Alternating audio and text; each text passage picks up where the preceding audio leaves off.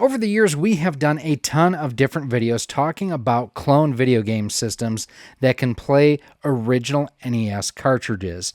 And there's a lot of reasons to do this. Some provide HDMI outputs, some will allow you to play more than one system, some just get you new hardware. So let's take a look through the years at some of the reviews and some of the overviews we've done talking about different video game systems that are clone hardware that can play your original NES cartridges. Over the years, I have done a number of different videos on clone video game systems. It's one of the things that it interests me from a technological standpoint.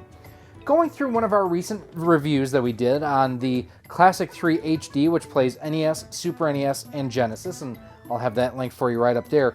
Going through some of the comments, I saw some things that kind of made me think. When I say clone video game system, a certain picture pops in my head. But for other people, well, they may not have the same ideas that I do. So I figured, let's talk about what a clone video game system is.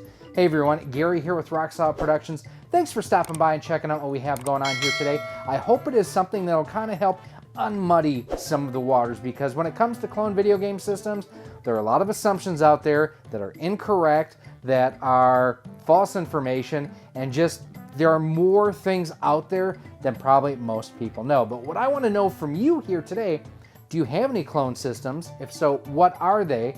And if not, which one would you want? I clearly have more than a few here. So in a nutshell, what a clone video game system is something that either from a hardware or a software standpoint replicates the performance of another type of system. So the NES is probably the most commonly cloned system out there. There's also the Super Nintendo, the Sega Genesis, and more. Now, some systems are harder to do a clone system than other, and that's why you tend to see NES, Super NES, and Genesis as the three primary systems that are out there. But how you get from point A to point B, that is a different path that different manufacturers can take. So I'm going to walk you through my personal journey through getting clone systems and getting back into retro gaming. Let's get started. What I am holding in my hands is what got me back into retro video gaming. This is my original Retron 5 that I got back in 2015. And there's a number of things that this system did that I absolutely love. The fact that it could play import games from Japan that are a hell of a lot cheaper than what we got here in the US. They're simply more. And on a lot of the platformers and fighting games, you don't need any Japanese. Donkey Kong Country, perfect example. It is much cheaper to import the Japanese version than it is to buy the US version, and the game is identical. Super Metroid on the Super Famicom and Super Nintendo, you can select on both of them, Japanese or English. Super cool. Well, this could do both out of the box. It could also do Famicom cartridges, the Japanese NES, NES, Super NES, Super Famicom, and Genesis as well. And on the front, it could do Game Boy, Game Boy Advance, and Game Boy Color games. Now, the thing with the Retron 5 and some other systems around the time that this came out is the fact that this is what is known as software emulation. It essentially runs a version of Android, and it downloads the game from your cartridge and loads it into local memory. Now, a lot of people think that because it does multiple systems, all systems that have more than one system in it has to use software emulation. It's just not the case. And by and large, Hyperkin is about the only one really doing software emulation at any point at this time. Pretty much any other budget manufacturers, and I would say those would be systems that you could buy $150 or less. Most of those are hardware based. We're going to talk about those in a second. But the software on here basically runs a version of Android that will allow you to play the games and apply filters and cheat codes and language patches, a whole lot of different things via an SD card slot here on the back. Now, in addition to the Retron 5, Hyperkin has also come out with like the Retron 77, which plays Atari 2600 games. Also uses software to go ahead and emulate the system. And finally, there's also the Retron SQ, which does Game Boy, Game Boy Advance, and Game Boy Color games, and again, uses an Android type of operating system or a Linux type operating system to go ahead, dump the games into local memory. But above and beyond that, just about everything else that we're going to talk about here, it's based on hardware, not software. Memories, man. This guy here, the 8-bit HD video game system from Gamerz Tek, was really my first entry into HDMI-equipped clone systems that were hardware-based. Like I mentioned, I had the Retron 5, also HDMI-equipped. And that is one important thing to talk about here real quick.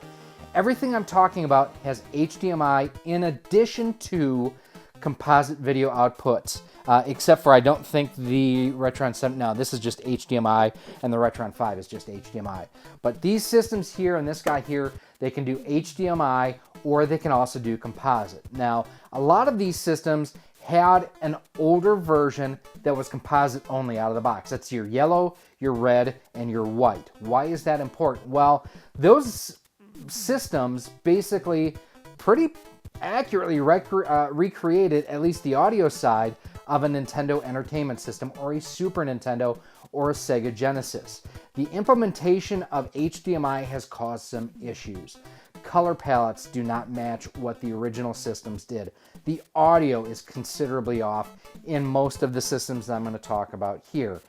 There can be lag and latency and delay incorporated into systems like this. Now, this and all of these here feature what is called a system on a chip, or an SoC. What does that mean? Well, inside of an NES or a Super NES or a Genesis, you have your CPU, your main brain core functionality of the system. In the NES, you have what's called the PPU, which also helps with the graphics and things along those lines. A system on a chip basically recreates all of that and any onboard storage or RAM, and basically puts it all in one little, sometimes it's called a glob top. SoC is the most common thing. So with that, it is pretty much replicating or attempting to replicate the compatibility with the original systems through something less expensive and considerably smaller. Now, an SoC in theory is wonderful. In application, yeah, it hits and misses. Again, color palette issues, sound issues can arise. The biggest issue that you can run into is games compatibility. Level 2 in Battletoads is a common game that systems on a chip, at least the US version, can't handle. You can also get graphical glitches and issues in things like Castlevania 3 on the Super NES. Contra 3 also has issues with level 2 at the top-down sort of display. Now, why do manufacturers use these? They're inexpensive and they're pretty much proven, and they really haven't changed a whole lot in close to 20 years, even going back to the cheap systems that just did composite. It's essentially the same type of unit that goes into all of these. Now, some of them have been updated for better games compatibility. For example, the Retron 3 HD, which is the version of this one here that includes the Sega Genesis compatibility, also works with virtual racing. That's really, really cool. Other systems such as the Super Retro Trio 3 Plus, the Classic 3, well, those don't work with that game, so that is an important point of differentiation. But systems on a chip, by and large, from a hardware standpoint, is how most of the budget sort of clone systems. The final type of clone system we're going to talk about here is one that I've actually never owned myself. I've tried at different conventions and they work wonderfully. I just haven't pulled the trigger on purchasing one. And that is something that features what is called an FPGA, or Field Programmable Gate Array. Essentially what that is think of a system on a chip, but it can be anything. So field programmable, you can basically program an FPGA to replicate just about any hardware that's out there. Now, you have to have the brain power behind it to be able to code it to recognize and reproduce the hardware. For example, the Analog NT, beautiful piece of hardware, beautifully replicates the functionality of the NES and the Famicom, or in the Super NT, the Super NES and Super Famicom. The Mega SG, same thing for the Sega Genesis. Basically what it's doing is it's taking the hardware that went into the PPU, the CPU, the graphics, any of that stuff, and it is basically emulating it through this FPGA type of device. Now, great compatibility, beautiful color palettes. You can go ahead and customize it in a lot of different ways. So why aren't all of these clone systems using FPGAs? Because they're expensive. For example, the Retro USB AVS was about $200. Now, it is getting a price increase because everything's going up in price right now. But it's one of those things that FPGA systems are not inexpensive. But they are more accurate when it comes to gameplay, and they tend to also have less lag than a system on a chip or a software emulation-based sort of solution out there. Now, like I mentioned, the Retro USB AVS is a beautiful solution if all you're looking for is NES and Famicom. And one of the really cool things about that system, unlike anything that you see here, is that system is compatible with the Famicom disk system. So you can play Famicom disk-based games through that on clone hardware. Now, on the analog side of things, again, beautiful hardware. The analog NT was $500, pretty expensive. Now, the other clone systems that they have put out through analog have not been quite that expensive, and they are continuing to create more. The problem is they're still not inexpensive. They're still, several $100s, and availability is definitely something that is a challenge.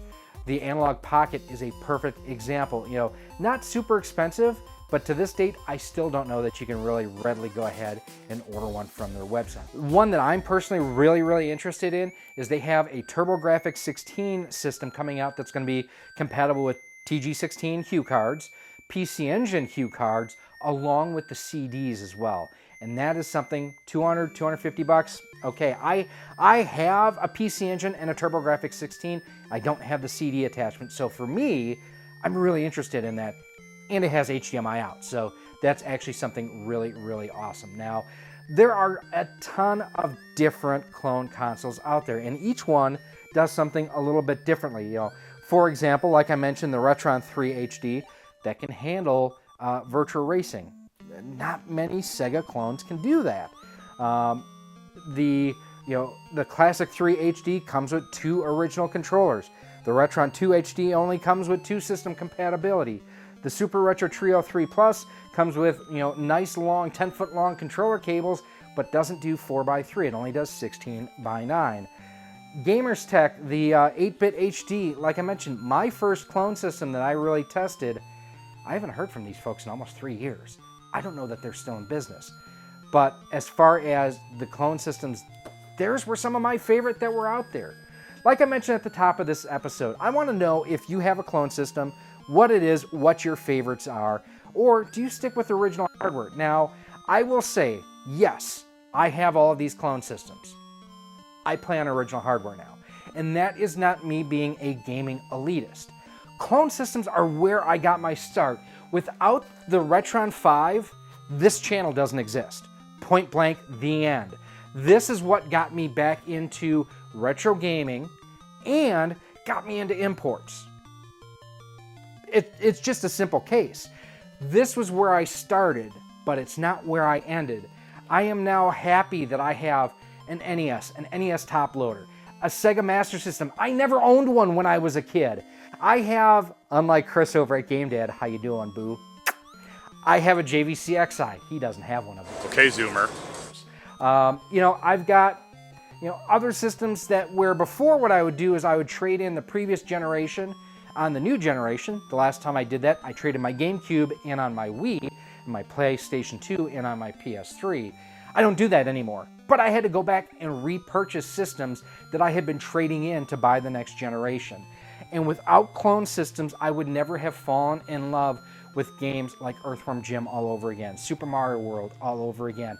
And I also wouldn't have experienced great games that I never played back in the past.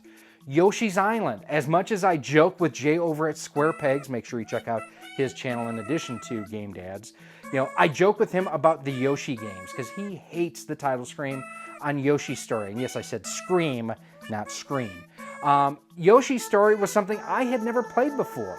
It's one of my favorite games on the platform now. I absolutely love it. There are so many titles, again, that I now have been able to not only play, I have in my collection here. And it's all thanks to clone hardware. It's all thanks to the Retron 5, at least initially, and from there I dove deeper and deeper down the rabbit hole. The word iconic gets thrown around quite a bit, but one company that has been more iconic in my life than possibly any other one is the manufacturer of this beautiful gray little box here, Nintendo. I had one of these starting when I was still in 4th or 5th grade in the mid-80s, and I have always had a love and a passion, not necessarily for the machine, but the experiences that I've gained over the years with what this machine has unlocked. In recent years, we've seen a resurgence in retro gaming, which I just like to call it gaming. You're playing games. Doesn't matter how old they are. Hi everyone, Gary here with Rock Solid Productions. And what we're here to talk to you about is a new way to bring the games that you played on this forward so that they look even better. Today we're talking about the Gamerz Tek 8-bit HD. And what it's meant to do is take this iconic gray box and combine it in some ways with the convenience of this little gray box. This is the NES Classic. So the great thing about the original NES was its library of games. It played an amazing number of games out there. The problem with the NES is it's a 30-year-old design. If not, good Lord, it's 32 years old. In 2017, it was released in 1983 in Japan. If you think about it, it's scary. We're getting old, guys. But the original NES only had these audio video outputs on the side or an RF output on the back. And the picture quality on today's TVs, well, I'm not gonna make it colorful or anything like that. It plain sucks. Now, Nintendo tried to address that need, and there have been clone systems out for some time, but the NES Classic came loaded with 30 outstanding games, but it also had this convenient HDMI port. So you could get it on a screen such as the one behind me here, and it would look beautiful.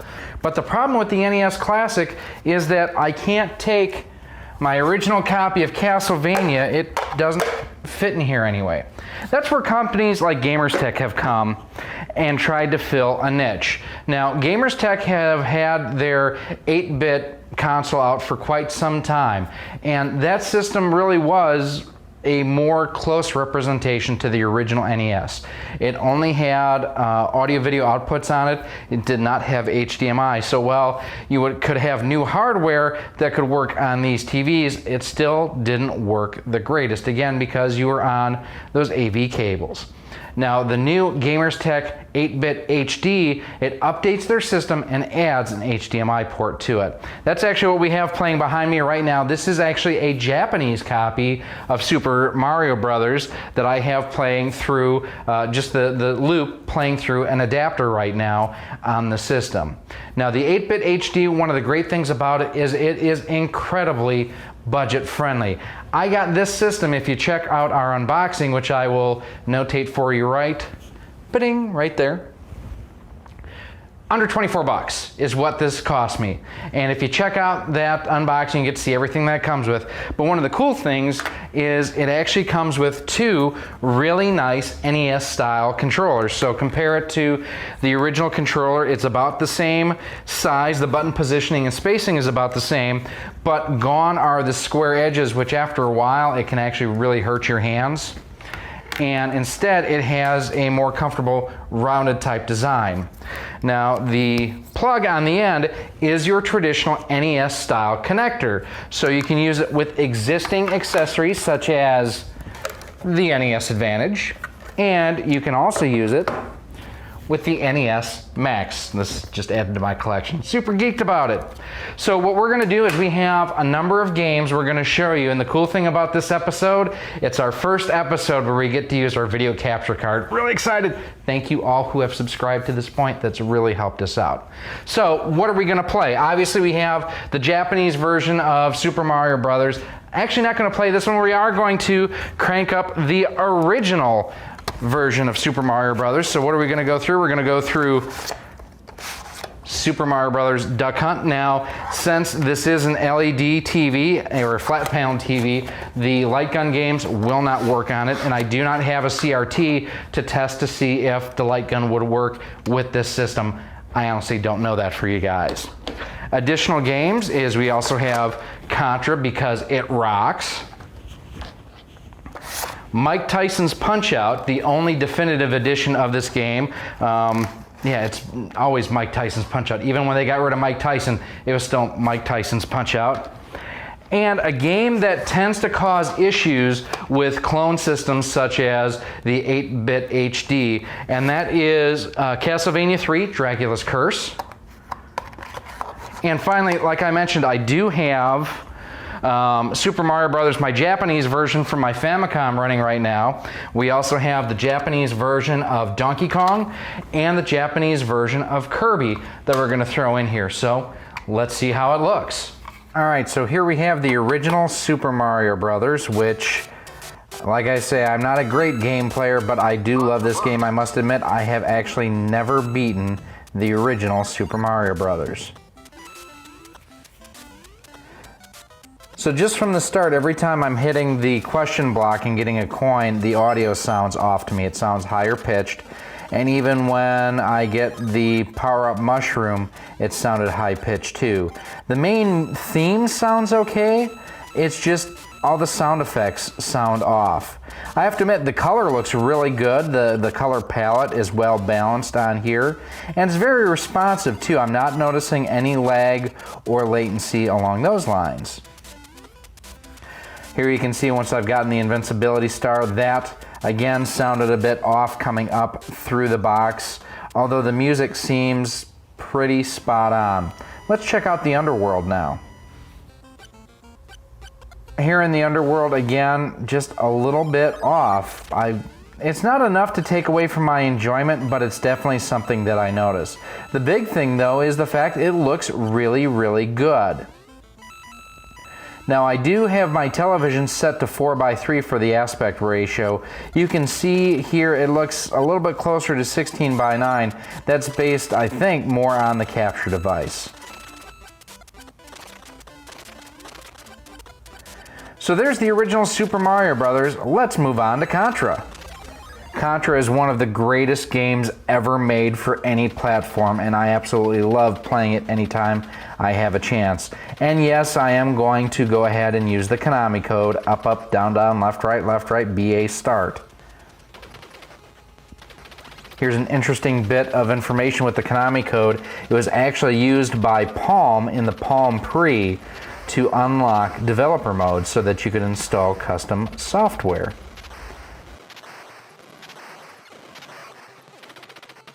Now one thing, and maybe someone can help me out. Oh, I just died. This game is tough to talk through and play at the same time. But if someone can help me out, in my playthrough on this, one of the things I've noticed I don't quite remember on Contra is it doesn't seem like you can jump when you're in the water. It could be just my version or this game itself, but I thought you could jump when you're in the water. Leave comments down below. Overall, again, seems very responsive. Color looks great. Sound is better on this. While I love this game, I'm not very good at this game. I definitely need more practice. This is one of those games that always seems to play better or easier for me when I'm using my NES Advantage. Specifically on the NES Advantage, I get to use the turbo or rapid fire buttons, which makes this so much easier. With any gun, basically, you can make it into the machine gun, even the puny pea shooter that you get when you first start the game. Now, I didn't want to get the laser because I hate the laser. I love the spread shot, and because I was trying to not get the laser, I died. So what happened? I've got the laser anyways. One of the reasons I don't like the laser is if you basically have to let the laser shoot itself all the way across the screen. You can't rapid fire it like with other weapons. This is one of the reasons why I really wish I had the spread shotgun right now, and to get that guy up top. This level is so much easier when you have that. Let's see. Oh God, I suck. All right, finally killed him. Finally getting inside the fortress itself. Let's see the next style of play on Contra. Into the fortress we go to do battle in this different format screen and everything. This is one of the trademarks of this game. And again, looks good. I'm not seeing, I mean, there's nothing that's visually like repulsive or a turnoff to me while I'm playing this. The colors look vibrant, the controls are responsive. I'm just not playing very well. I mean, it's me, not the system. So yeah, overall pretty good on Contra. Next up, how about some Mike Tyson's Punch-Out? In later years, Nintendo lost the license for Mike Tyson's likeness on Punch-Out, so they replaced him with another character towards the end. However, I have always considered it to be Mike Tyson's Punch-Out. I was kind of bummed to see in the NES Classic that it was just Punch-Out. All right, Glass Joe, anybody should be able to beat Glass Joe. Now, the thing about Punch-Out, and it was noticed very quickly in the NES Classic Edition, is the fact that any and all latency kind of comes in, or any lag comes in pretty quickly on that system. Now, in here, everything feels pretty responsive. I'm beating up Glass Joe like I normally beat up Glass Joe because, I mean, hey, it's Glass Joe. Now again, this is much like Super Mario Brothers, where the audio sounds high-pitched on the sound effects. The music sounds okay to me, but when I hit someone, it just sounds a little off. Glass Joe down for another time.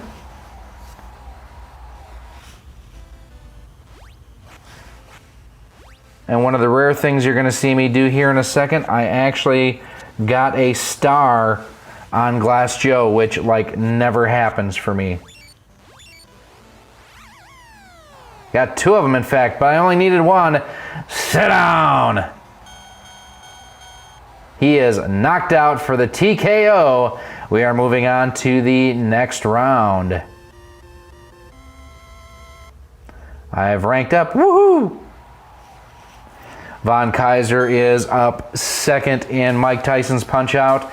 Definitely some racial stereotypes going on in this game, but hey, it was the 80s. We were less, we had thicker skin. We could deal with things easier. Yeah, there were so many better things. So one of the cool things on Von Kaiser is when he ducks down, you can hit him in the stomach for a star punch, or if you time it just right, if you uppercut him, you can also get one there too.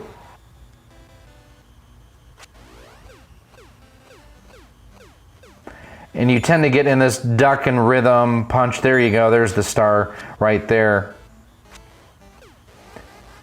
See a little flicker at the top of the screen? I don't know if that's my video capture card. I did not notice it while I was playing.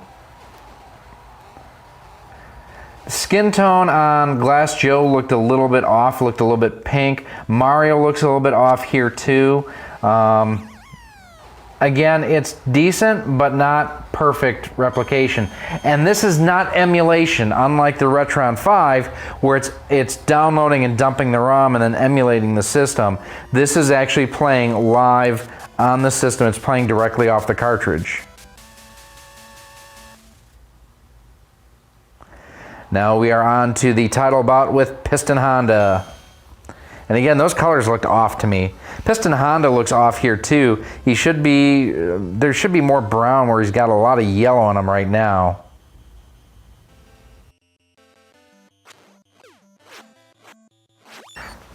Stick and move, got a star already, gotta wait, gotta be patient, and we're gonna boom. Oh, and he got me. Cut me, Doc, cut me. Body blow, body blow, body blow. You know what this also needs? It needs a montage. And we're getting ready, let's see.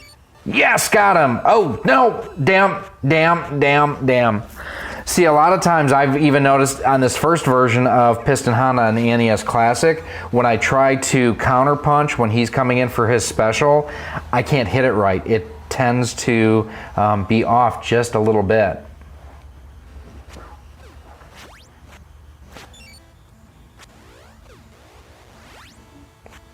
I feel like I'm fighting him more like the second piston on here than the first. I'm waiting for him to really come flying at me with that left, right, left combo that he tends to do. He's down again. Come on, Mario. Always gets up on it, you dirty bastard. We're gonna knock you out here in a second. You're gonna sit down, another star. Bam, right in the jaw. Counter punch, counter punch, counter punch. Another star. Oh, can we get him? Can we get him? Right in the breadbasket. Come on. Boom. Sit down. You are done. I am the champion. Suck it. So we've gone through the first three, and one of the things I do want to show you here too is the scene as you're running behind Doc, just so you can kind of see what the different layers and their scrolling and how it overall looks. It's not bad. I've heard people talk about shimmering effect. There's a little bit of this if you look at the buildings or where it's drawing and redrawing the pixels in the background. But overall, it's pretty acceptable, at least to me. So now we are going to try one of the games that tends to be harder for systems like this to play, and that is going to be Castlevania 3: Dracula's Curse.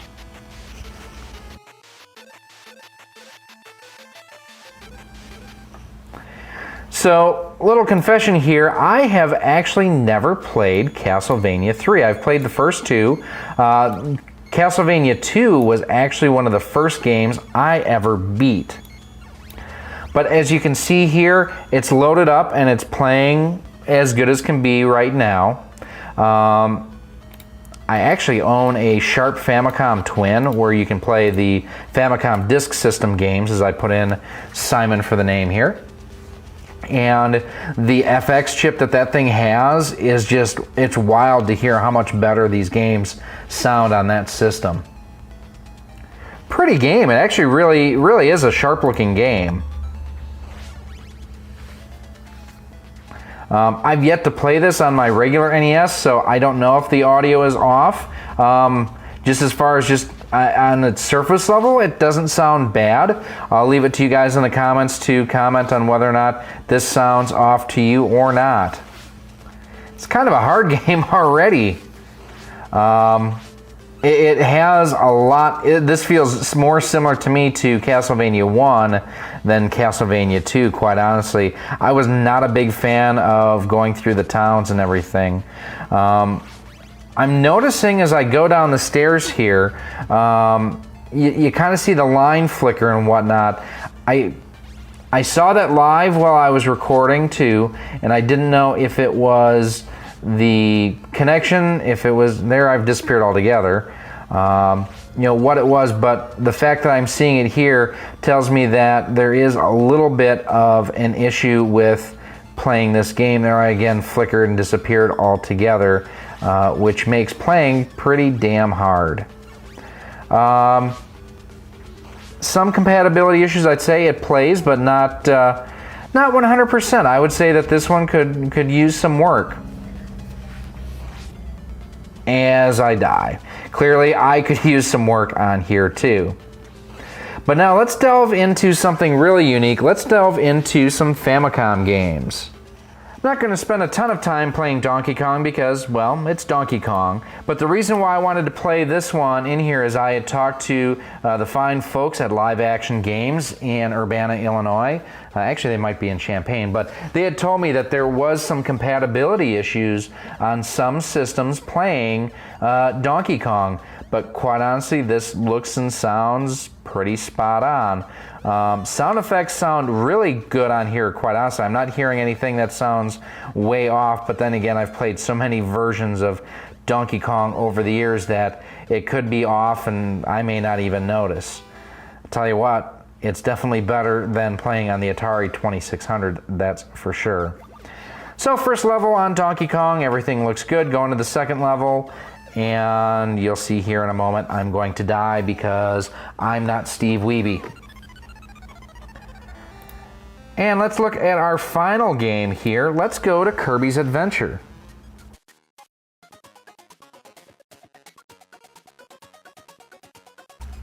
So as you can see from the title screen and everything that we have here, this is the Japanese Famicom version of this game.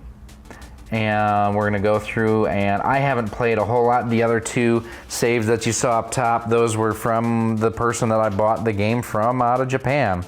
So we're gonna go back to level 1 because I've only completed level 1 on this game. Color looks good. I have played this on both my Famicom and my Sharp Famicom Twin to kind of see how it looks and everything. This one does not look like it has the issues that, again, Super Mario Brothers have. If you look on the left-hand part of the screen, you kind of see the blue area there. There is a little bit of overscan area there. No lag, no latency. Really a fun game. I played Kirby 64 a little bit, and some of the Kirby games on the Wii and the Wii U, and I really enjoyed them. I need to spend some more time with Kirby because, you know, it's a great game.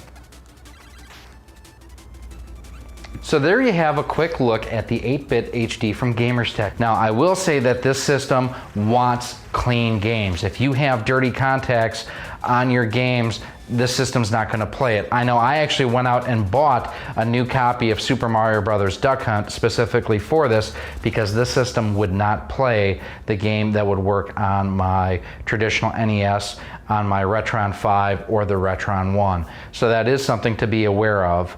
Audio, I didn't think was quite as good of a match to what the original was, even as close to what the NES Classic was.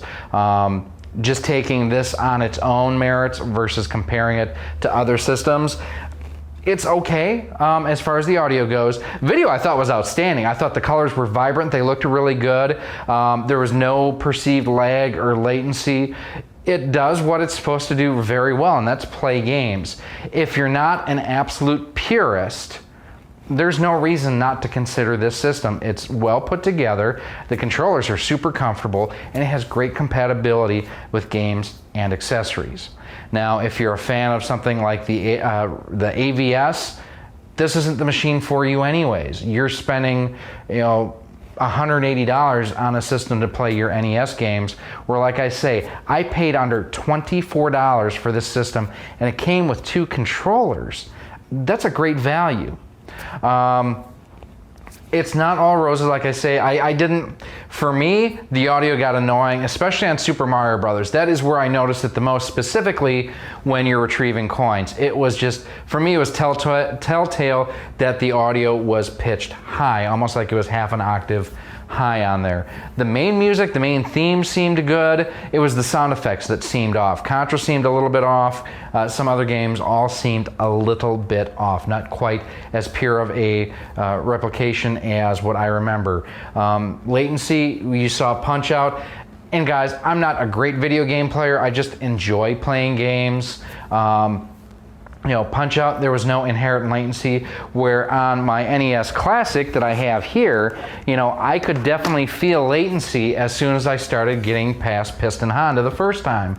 I could feel that I was trying to move faster than what this system was capable of doing. So that was something that this system does a little bit better than even the original hardware that you have. Overall, would I recommend buying the Gamerz Tek 8-bit HD? Well, it depends on the type of game player you are, like I mentioned. If you're just looking for something that you can throw a game in and not have to worry about your classic console being damaged, or if you want to be able to hook it up to a large screen TV and not worry about adapters or converters, it's a great little system for, like I say, the price. That is the main thing that I keep harping on here is price. Under 25 bucks, like I say, mine was an open box return item. You can get them brand new for under $30. There's no reason, if you are an NES enthusiast, not to at least give this system a try. Now, that being said, we're not done. We're going to continue trying this system out and comparing it to others on the market. We're going retro gaming with the Hyperkin Retron HD. And this is a variation of an existing console that they've had in the past, but it does a lot of really cool updates that I think you're really going to like. Now, as you've seen in our unboxing videos, it is designed to play out of the box your original Nintendo Entertainment System games. So basically, basically the games from the big gray box that we have here. But unlike this monstrosity, you don't have to use one of these crappy adapters to hook it up to a modern TV such as this, where out of the box the Retron HD is equipped with an HDMI output. It can do both 4x3 or 16x9 depending on where you have the switch. Now it does come with everything that you need to get up and running right in the box. It is a complete system that includes what they call their cadet controller, and as you can see here, it is very much inspired by the original NES controller. They've updated the ergonomics on it to make it a lot more comfortable to hold. On the back of it, it has, a lot of people think these are humps. Actually, if you compare the thickness of the controller here to an original NES controller, it's the same thickness here. They thinned out this part, and that just gives you a more comfortable area to hold and grasp. They've also given a slight rounding to the corners here to make it easier so you don't have those points digging into your hands as you're gaming. They've also dog-eared the corners of the controller, very similar to the dog ear on the front of the system too. It's kind of a Hyperkin thing. It's one of their trademarks. Now, I mentioned HDMI, I mentioned flat panel just now, but this system does actually come with and is equipped with AV ports on the back too. So if you have an old style CRT TV or a tube TV or a projection TV, you can still hook it up with that. It won't give you the best picture, but it is a way for you to get this system working on those old style TVs. And we are going to play some games for you right now too, and kind of give you a look and feel of what it actually plays like. If there's one game that everyone knows is a classic, is Super Mario Brothers, so that's where we are going to start. Color looks really good. No lag or delay or anything. Oh, that sounded a little off. Oh, gotta get the mushroom. Got it, running back. The coins again sound a little bit off. The main theme sounds good. The video is very crisp and sharp, I have to admit that. Here again, the coins just don't sound right. They sound pitchy and off. The music seems pretty spot on. No noticeable lag or latency or anything along those lines, so pretty good there out of the gate for World 1-1. Let's go to 1-2.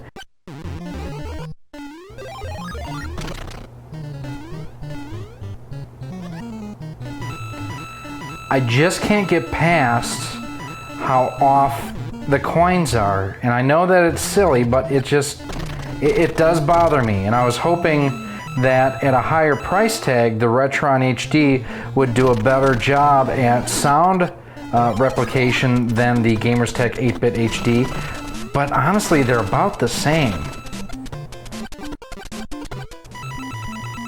Now, if you see here again, listening to the coin sounds, it's just a little bit pitchy. Overall, a pretty positive experience though, and we are going to warp on past Super Mario Brothers to Punch-Out! I'm sorry, Mike Tyson's Punch-Out! Glass Joe looks way off color-wise there. That does not look good, and Mario looks way white too. This does not look good for me, at least. Just like on the Gamerz Tek 8-bit HD, this also sounds off, and if anything sounds and looks more off than that system did. Alright, going for a special counter punch, sit down. The animation on Mario just does not look good. I mean, not the animation, but the color palette. It just does not look like a good choice. He is way white from his face, and it kind of blends into his shirt. Hit him with the star punch. You are down again, Glass Joe. Glass Joe back up on the count of 1, making me his Huckleberry, or wanting to. Who is your daddy, and what does he do? And just like that, we are past Glass Joe. On to Von Kaiser. Von Kaiser, color looks a little bit better than Glass Joe did. Mario still looks off here. Audio is still off though too.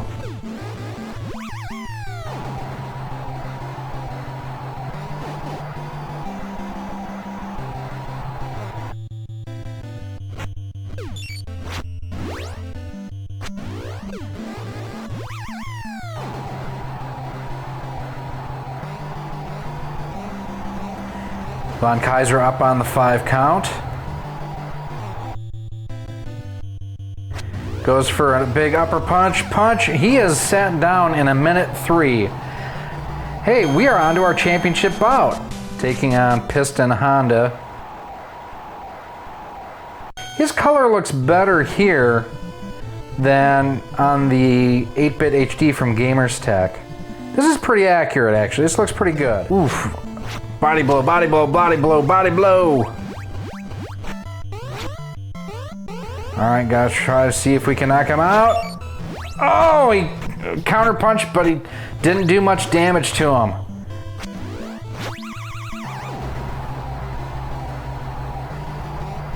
And he's back up. Piston Honda's tell is whenever you see his eyebrows kind of go up and down, that's how you know he's getting ready to throw a punch. Man, I got knocked down. He is handing me my ass on this one. Oh my goodness, we're going to round 2. Look at my eye, he beat the crap out of me. All right, he's got low energy. Mine is a little bit higher and I've only been knocked down once. This should be a quick second round. There we go. Got a star early, gonna hit and star punch.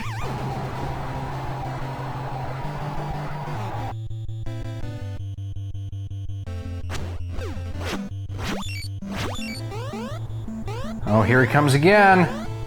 I missed the bread basket shot.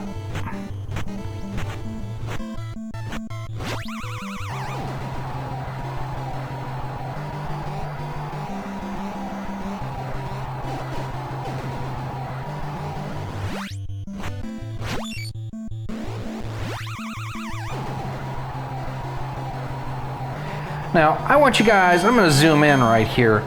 Look at Little Mac's eyes. Dude's got yellow freaking eyes. It's like he's Scott Farkas.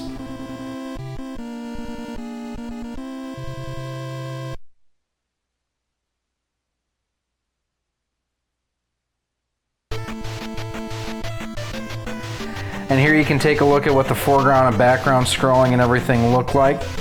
Now that we've taken the title in the first tier on Mike Tyson's Punch-Out, we're going to try to take on Dracula in Castlevania 3.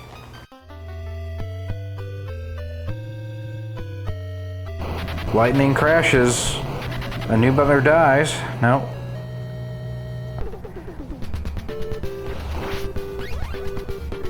Very similar to previous Castlevania games where you've got your whip as your main weapon and you have a secondary weapon. Hearts are not life in this game. Hearts actually are, the more hearts you have, the more you can fire off a secondary weapon. A little bit of shimmering coming through the door there, but that's been pretty typical in all my playthroughs on any console. I don't know if they just call these skeletons or what, but whenever I see them I think of Staphylos from Legend of Zelda. Now look at that. If you saw the money bag, it was rather pink looking. See if we can find another one here coming up. I think there's another one up ahead. I'll try to show you that as well. The white looked a little bit off. Climbing the stairs, climbing the stairs, climbing the stairs. Got some holy water. That too kind of has a little bit of a pink hue to it. Get the big heart, move on up. I don't know that this game really gets the credit for the exploration aspects of it as far as what blocks break. Oh shoot, that was too fast to get that money bag for you guys to see that it's not a pure white. Oh! And actually that's about the sound that your character makes when you get hit. Oh! I want to know how the hell you get those candles up there because I can't figure out how to get to it. These things are, I know it's supposed to be a Medusa's head, but I'm sorry. These things are the devil. I hate these things, and whoever designed them need to be drug out into a street and shot. Oh, oh, no, oh. Wow, I could have died there.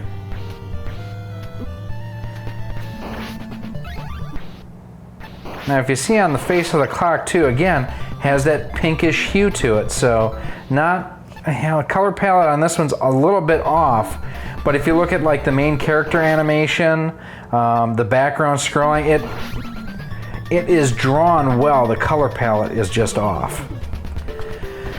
And I think we've spent enough time here with the Belmont family. It works well. A little bit off color-wise. Game is very responsive. Looks great. It definitely is one of the better-looking games to come out on the NES, and the Retron 1 HD does a great job of duplicating that. So we are now going to come down the stairs. I do want to see this real quick. There you saw it was not quite as white as could be. As I die, we are going to move on and we are going to play some Donkey Kong.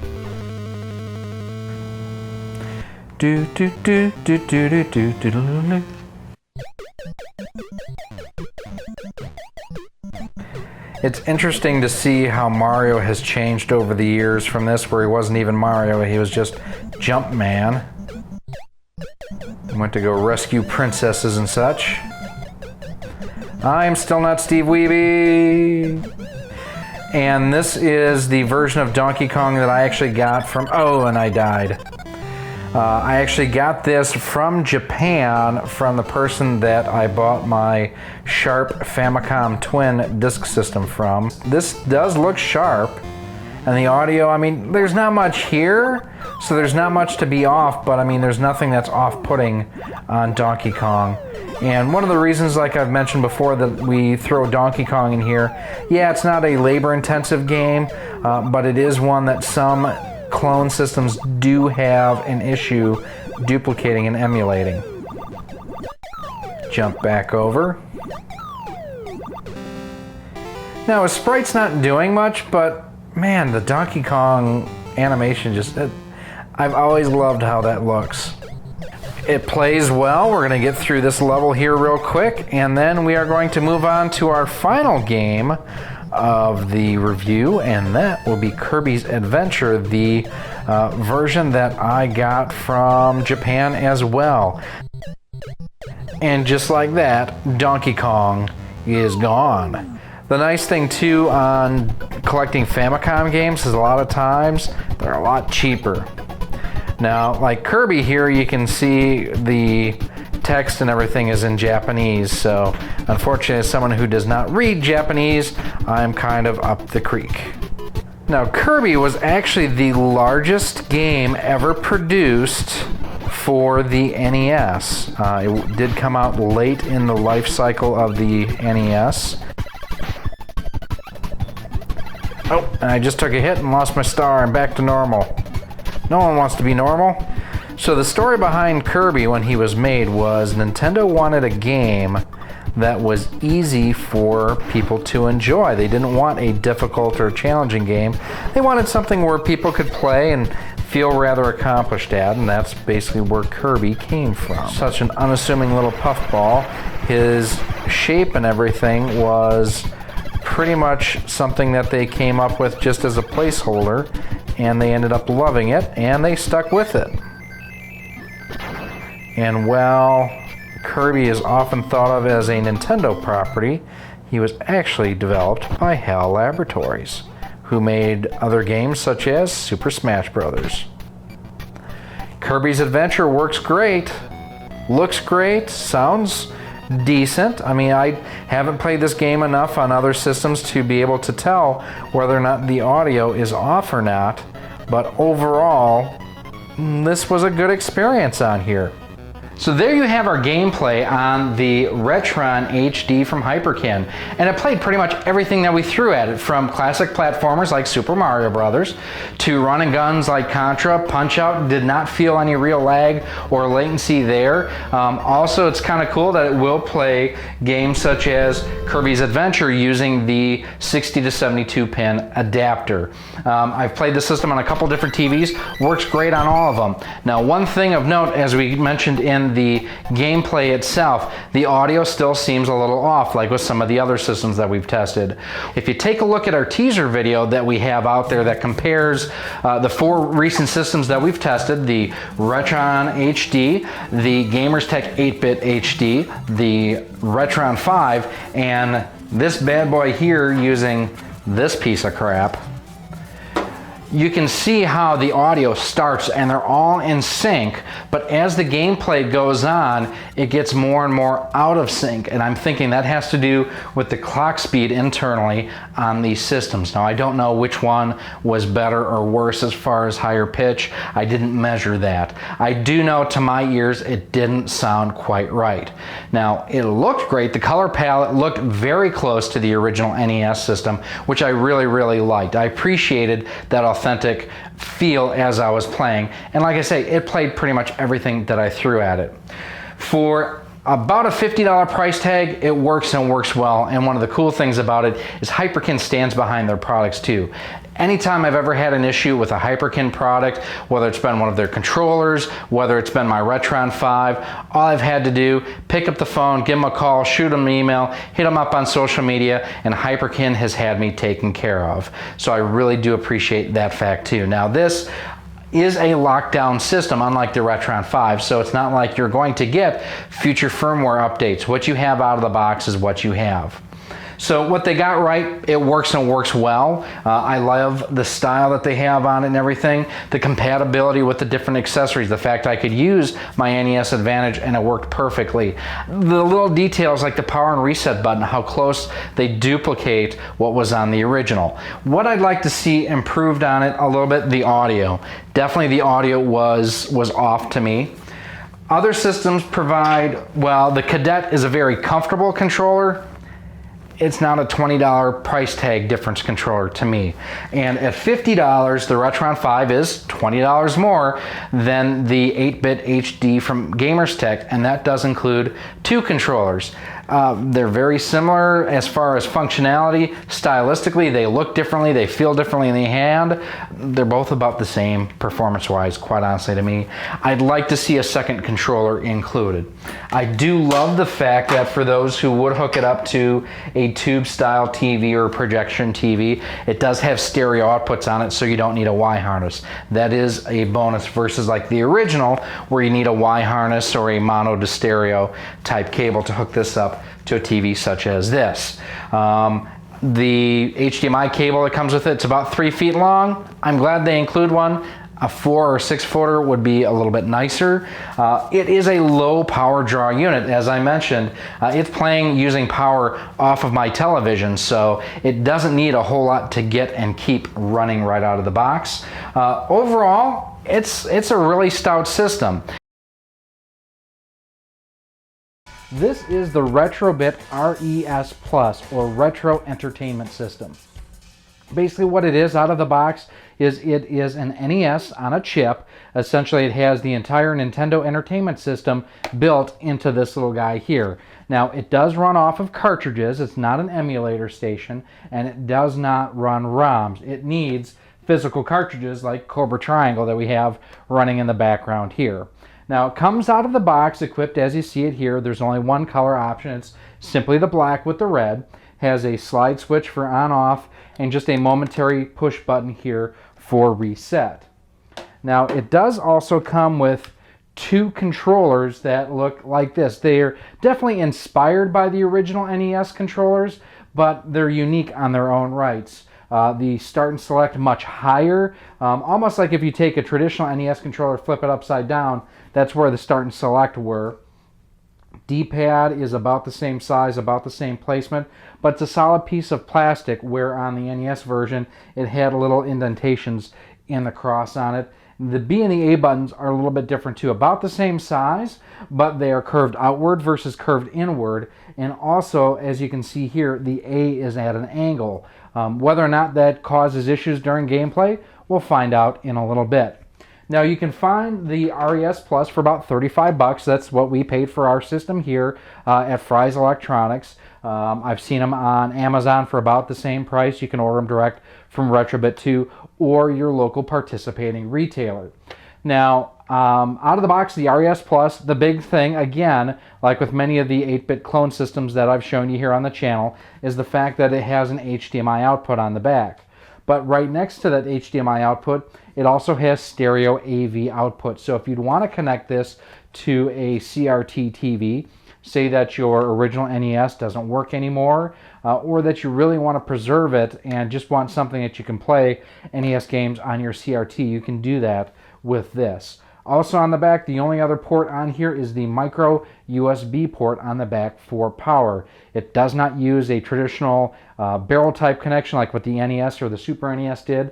It uses a nice micro USB connection. Makes it so much simpler when you're looking to provide power to be able to play your retro games on your television.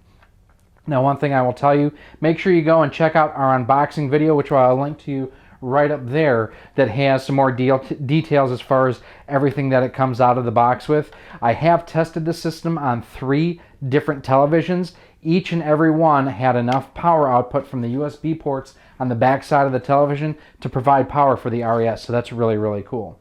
2 controller ports on the front, and it does actually come with 2 of these controllers right out of the box. So without any further ado, let's get to some gameplay. So let's get started with Super Mario Brothers. It is probably one of the games that most people who look for retro gaming systems go and play the most. Already starting to feel like the audio is very similar, yeah, there's the coin again, very similar to the Hyperkin Retron HD and to the Gamerz Tek 8-bit HD. The coins seem a little pitchy. Let's see here. Man, they're still got the audio just wrong. It's I don't know what we need to do to get a system that actually plays the audio. Oh, and I shrunk there. Where'd Mario go? There he is. It's one of those things, it's probably that at this price point, they can't make the NES system on a chip that has the audio correct. I'm really wondering, again, if they aren't speeding up the clock speed internally a little bit, and that's causing it to go a little bit pitchy. You know, I've got a game that will kind of help see if that's the case, and let's pop in RC Pro-Am. Mario did look good. RC Pro-Am looks good. I always forget, if I haven't played Pro-Am for a while, which button is actually accelerate versus weapons. This feels fast. I mean, I'm not saying that as like, oh my god, it's so fast. It's more like, it feels like it's being accelerated, like it's not running at a 1-to-1 true speed like what you would get on an NES. Slipping and sliding through turns here.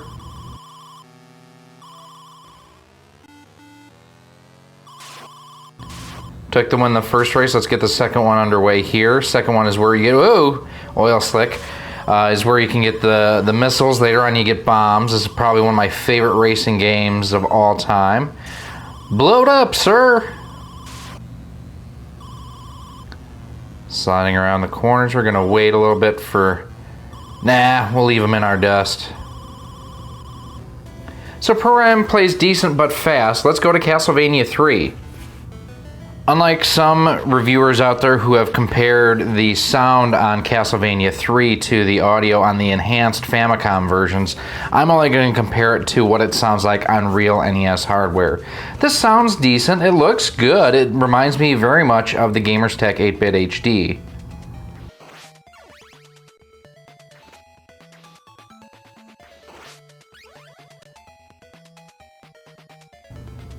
Coming through the door. And there's that little bit of flicker that's very consistent. And we're gonna go up a level here. Now look at the money bag. You can still see it's got a little bit of a pink hue to it, but not nearly as bad as what the Hyperkin Retron 1 HD was. So the color palette a little bit better here, at least in Castlevania 3. The game seems very responsive, although I'm getting some artifacting here. That's normally an indication of a dirty cartridge, so I probably have to clean this. I hate these little troll guys. They just jump all over the place, annoy the crap out of me. And here's the boss at the end of level 1. Oh, he's got me cornered. There again, I disappeared. Very similar to what happened in Mario, where my character sprites disappeared. Long range attack, and boom, he is dead. Castlevania 3, no compatibility issues.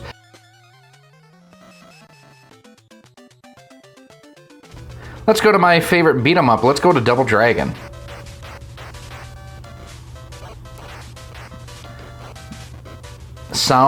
It sounds decent. It looks really sharp. Controls are responsive. No real latency or lag on here. This is one of my favorite tricks. If you get the Lindas to come up the ladder, you can steal the whip from them a little bit easier. Roll out the barrel. Sorry, Brewers fan thing there. It's funny on these clone systems how you get similar issues to the original hardware. I mean, they really do a good job, I would say, replicating the real hardware. Here you can see the glitch on the wall still exists, even playing on the RES Plus. Alright, let's go inside because we need to fight Adobo. A little cheap trick there, you just knock the guys off the end of the conveyor belt and you can beat them a little bit quicker.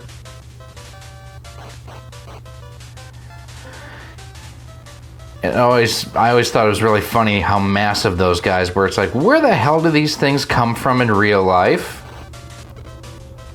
So Double Dragon play is great. We've played Donkey Kong on some of the other systems. Let's go to Donkey Kong Jr. Now, I have not played nearly as much Donkey Kong Jr. as I should have in the past. Now, this is actually the Famicom version running on my 60 to 72 pin adapter. If you're not into Famicom game collecting, you should seriously look into it. The games are a lot cheaper than buying their NES counterparts, simply because there were more games purchased in Japan than in the US. We move through the first level without any major issue. One thing about DK Jr. is the fact that he climbs faster if you have two arms or two hands on chains or ropes or whatever.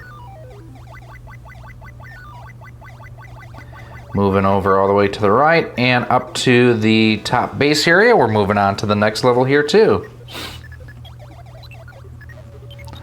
I have to say, I really need to play Donkey Kong Jr. more. I remember the first two levels, and I remembered the fourth level, but this third one, I really don't remember. Shocking, I know. Shocking, get the pun with the... Okay, bad jokes.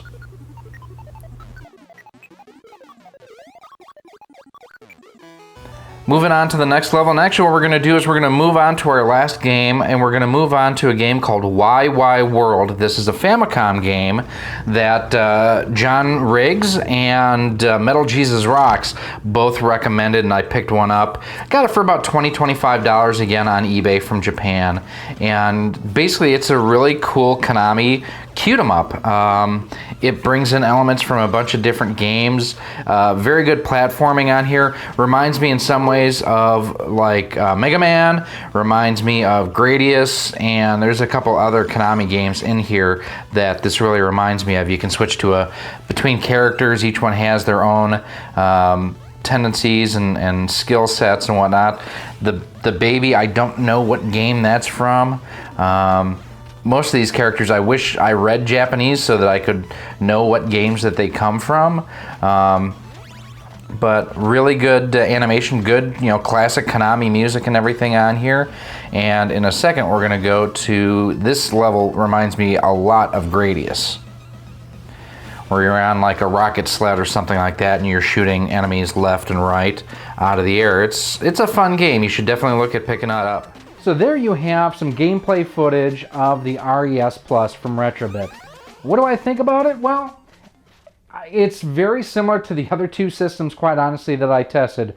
Both the Hyperkin Retron HD and the Gamerz Tek 8-bit HD. It's about the same size. Now the Hyperkin is available in two different colors.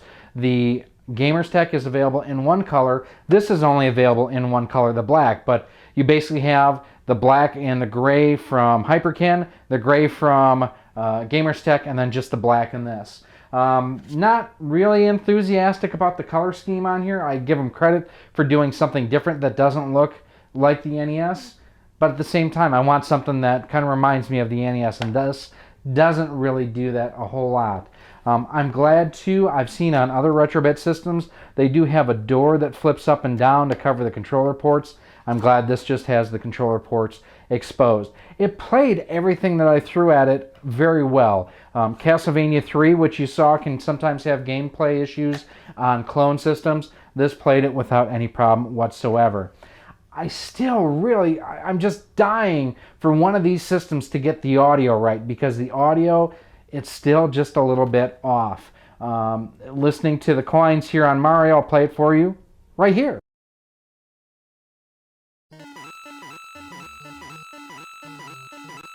You can see how the audio is pitched high, and that's very consistent between all three systems that I've tested so far. The Retrobit is no different as far as that goes. It does look better than the Hyperkin, I will say. It's not that muddy color. It seems like a very nice in-between palette between the Retrobit and what the Gamerz Tek 8-bit HD uses. It looks sharp. I really did like the way that it looked on my television. Sound was great, and it was also nice to be able to use my 60 to 72 pin adapter to play my Famicom games through here, just in case if I don't want to break out the Retron 5, or if I don't want to break out my two Famicoms that I have too. Overall, not a bad little unit at all. It's definitely worth taking a look at. I would definitely suggest this over the Hyperkin Retron HD, just because of the color palette. It did look sharper. The fact that it is less expensive, and again comes with two controllers. Let's talk about the controllers for a second too, because some people are going to like the controller, some people are not going to like the controller. And I tend to fall in the camp that I'm not a huge fan of the controller. I don't like the fact that the start and select buttons have moved. There were more than a couple of times when I was playing and I went to pause and I'm reaching here, because that's traditionally where the start and select button are on an NES controller. Having it up higher, that was really annoying. The buttons felt really firm and stiff to me, as did the D-pad. Really not a huge fan, personally, of the Retrobit controller, but it's one of those things. It's a very personal type of experience, and you really need to try it out to see what you think. It wasn't bad. It didn't detract from the gameplay, but it didn't add to it. It wasn't something that I could see myself using for extended period of gameplay over something like the Gamerz Tek 8-bit HD, the Cadet from Hyperkin, or even the standard NES controllers. For me, yeah, it was kind of a non-starter. But beyond that, the Retrobit RES Plus, it's a solid little system. Definitely something that you should check out.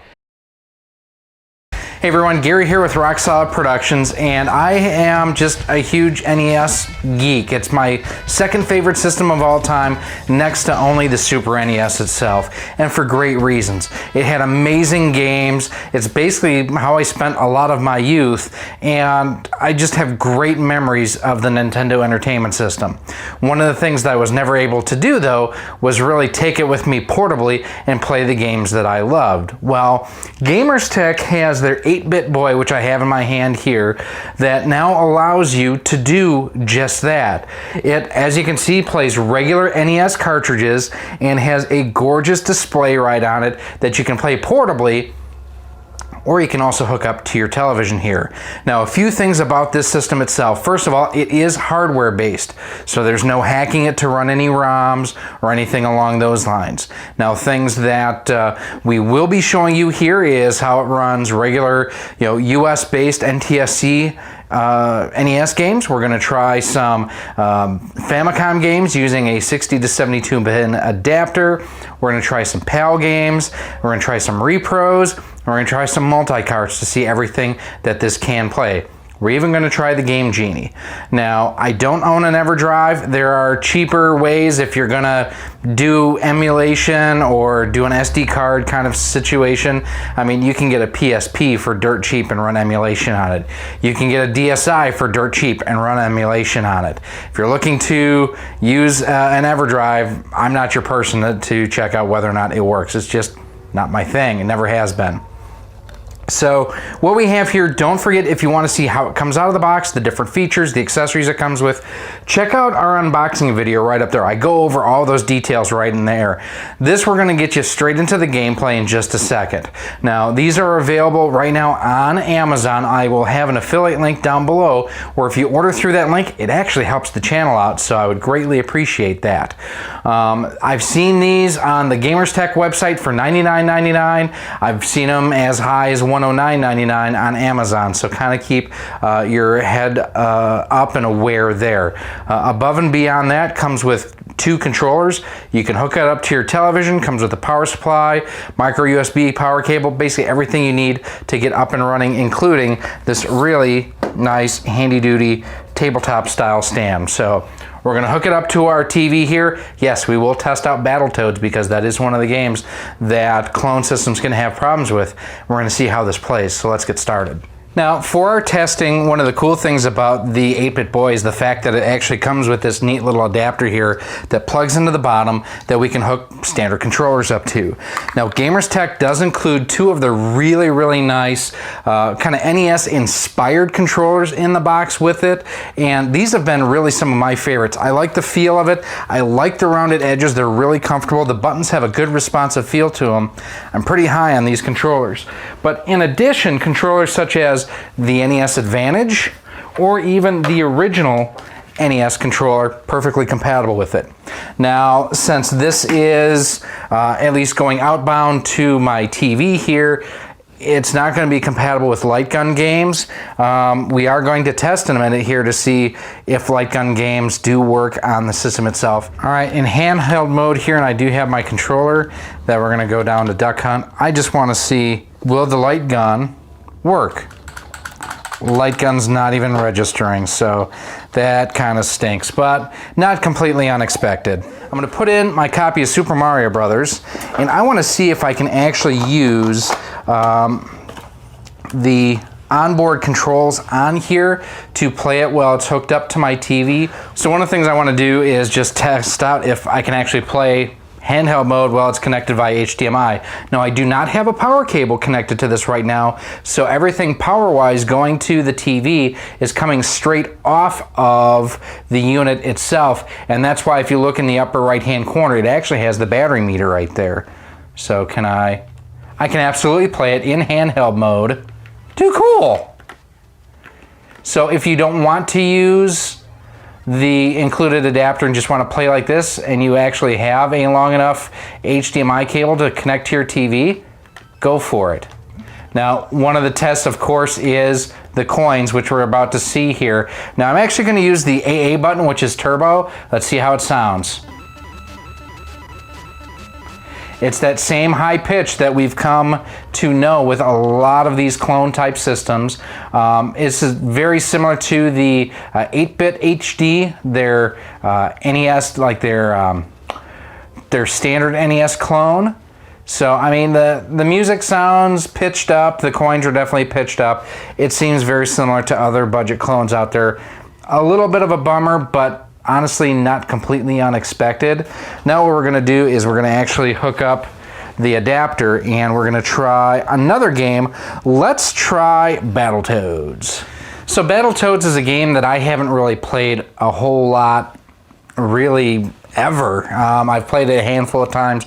I'm not very good at it. The one thing with Battletoads, as you can see here, is first of all, it's a great beat 'em up, but it's also something that there have been known issues in level 2 with clone systems not being able to play Battletoads. So we have moved past the first level, managed to get the end boss at the end of the first level okay. Now I have also plugged the system in at this point. What am I doing wrong? I'm doing something wrong. There we go. Got to hit him in the face, I guess. And there it locks up. So a bit of a disappointment to know that it does lock up with Battletoads. They do advertise 97% compatibility with games. Battletoads is an issue with this system, which is unfortunate. But at least it's something you know about. So if you're looking to play a lot of Battletoads, not the system to do it on. So next up, let's try a PAL game. Let's try, if you've seen any of my live streams, let's try Darkwing Duck. Now, this is a game that I've actually live streamed a lot. It's something I brought back from Germany when I was there in February of 2018. Great platformer, hard as nails. The music is faster in the PAL version than the NTSC, the US version. So this is quite a bit tougher than the US version, but it looks great on here, and as you can see, everything's in German. I'm gonna flip the switch here too, just so you can see. That's what it looks like in 16:9. Doesn't look terrible, but yeah, these games were designed to play in 4:3. You can definitely see the inspiration of Mega Man, this being a Capcom game. As far as the graphics and the sound and everything, the enemy design, it's 100% pure Capcom awesomeness. Now, one thing on this too, if you notice as well in the upper right-hand corner, even with it connected to a power supply, it does still show the battery indicator, which when hooked to a TV, not too thrilled with that. But color and everything, I think the palette here looks good. Besides the audio being sped up, which is typical just of PAL games on an NTSC system, that's pretty typical, yes. Hopefully we can get here to a point where you can kind of see further. Go, jump, there you go. Or not jump, but don't hit me when I jump. If you want to see someone who is really good at this game, I really suggest, and not saying really another time here, check out Eugene Meyer, EC Meyer's vids here on YouTube as well. He is really good at completing games like this. You know what, I think I have the wrong weapon for Quacker Jacks here. No, I do have the right one. You need the gas like that. Quacker Jack himself, not too tough if you have this gas, but the guy up top with the banana peels is the biggest pain. And there we beat Quacker Jack, the first boss on Darkwing Duck. You can actually go with any of the three to begin with, but the PAL version of Darkwing Duck plays fine. This is YY World 2. It's important to note that there is more than one YY World out there. Basically what this is a kind of a cute 'em up that brings together a number of different characters, as you can see here. There you have Bill from Contra and Legend of the Mystical Ninja. I can't remember the character's name. And then I don't remember what the woman's name at the end is. That tends to be my favorite combo right there. But great to see using my 60 to 72 pin adapter. It plays just fine. Now, one thing in handheld mode that I've really liked is the fact that the turbo buttons for firing are really handy on this. I've probably played more YY World 2 on this system than just about anything else lately, because A, it looks and sounds great, and B, it's a super fun game. It's not too expensive. You can get them off of eBay for 20, 25 bucks in decent shape. Now there is a YY World 1. I have never played it, but I know my good man John Riggs has, because he's actually the one that first turned me on to this game.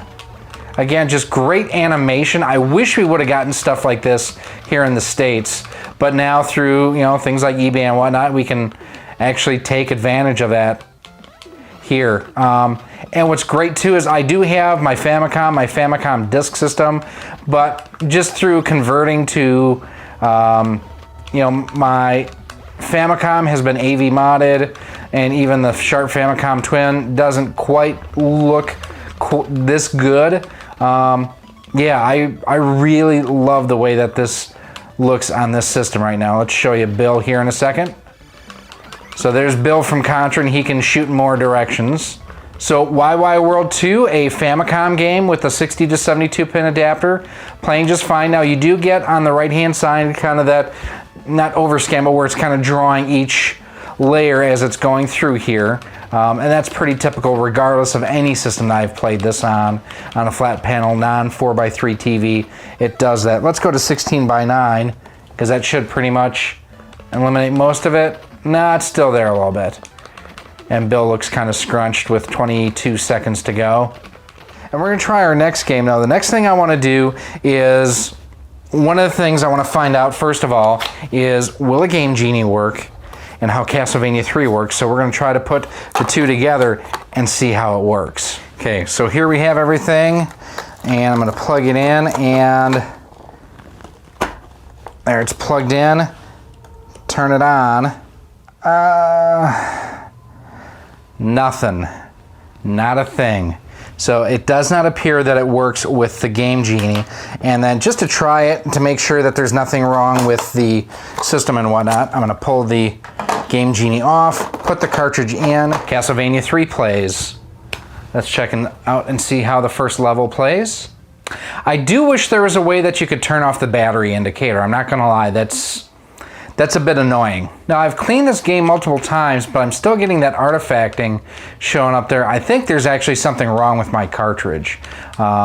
Because even on my standard NES, my toaster and top loader, I'm now getting that artifacting or streaking at times on this game. So I've used Bright Boy on it, I've used 1-up cards on it, and I still get it. So I'm thinking it's my copy of Castlevania 3 and not necessarily anything wrong with the system itself.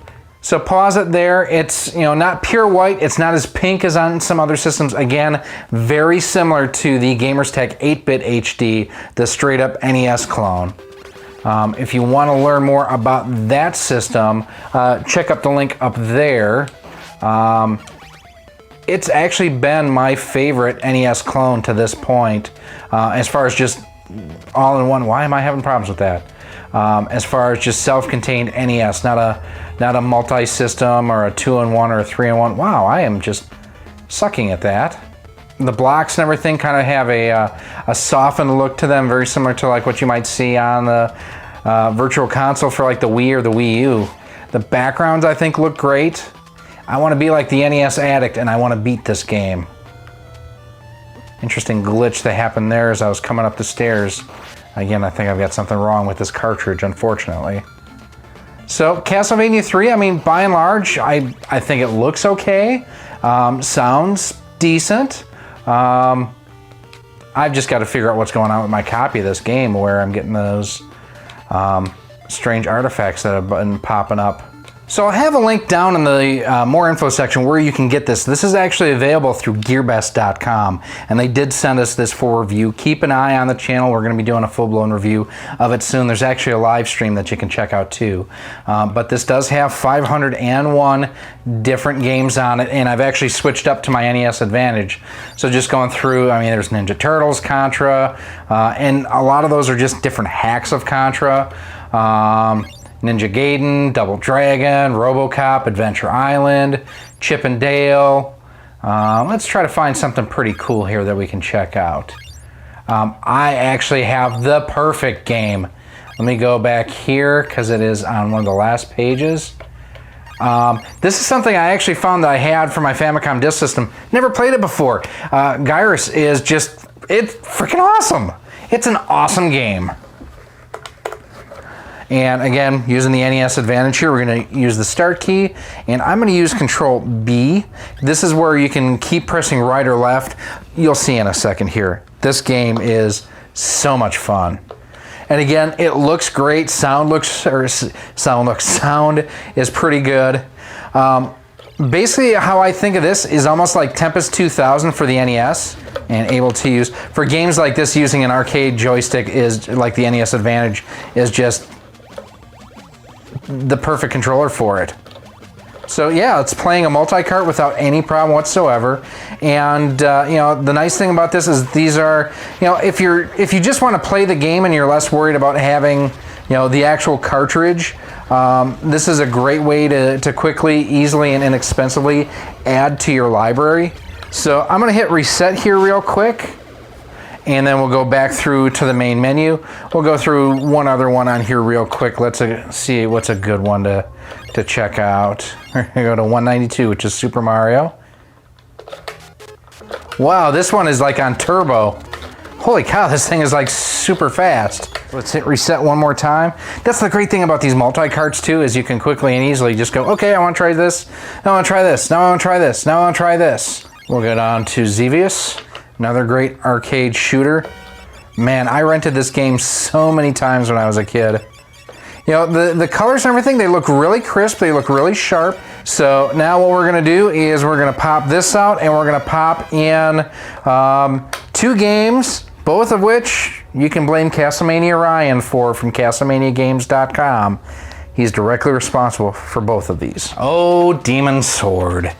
This one is something I had never heard of until Ryan sent me a copy. Actually, he didn't even initially send me a copy. He was harassing me on some live streams as far as I would ask questions of, hey, what do you guys want to see? What do you want me to play? And he kept on saying, Demon Sword. I had never heard of Demon Sword before, but it is, I mean, the funny thing about it is you can literally jump through the entire level, never hit an enemy or run into an enemy and get to the end boss, and it's weird. But Demon Sword looks good, plays good. I'm gonna pause here real quick. That one is just for Ryan, but this one here, that if you have not seen, I would highly recommend you check out our live stream footage of the NES version of Earthworm Jim. This one was actually produced by Shantendo64. I'll have a link down below to his Etsy store. He does some really cool stuff. If you've never seen or heard of Shantendo64, you absolutely need to check out Dinobite Gaming on Etsy. Sometimes the link is kind of funky. I don't know why. It just is. So with Earthworm Jim, you're like, you've got 2 buttons. How the hell do you play this? Well, you hit the select button to go back and forth between gun and using your head as a whip. So we're gonna groovy jump in here, and we are going to play some EWJ on the the 8-bit boy. So now we have the blaster selected, and for get away, you crow!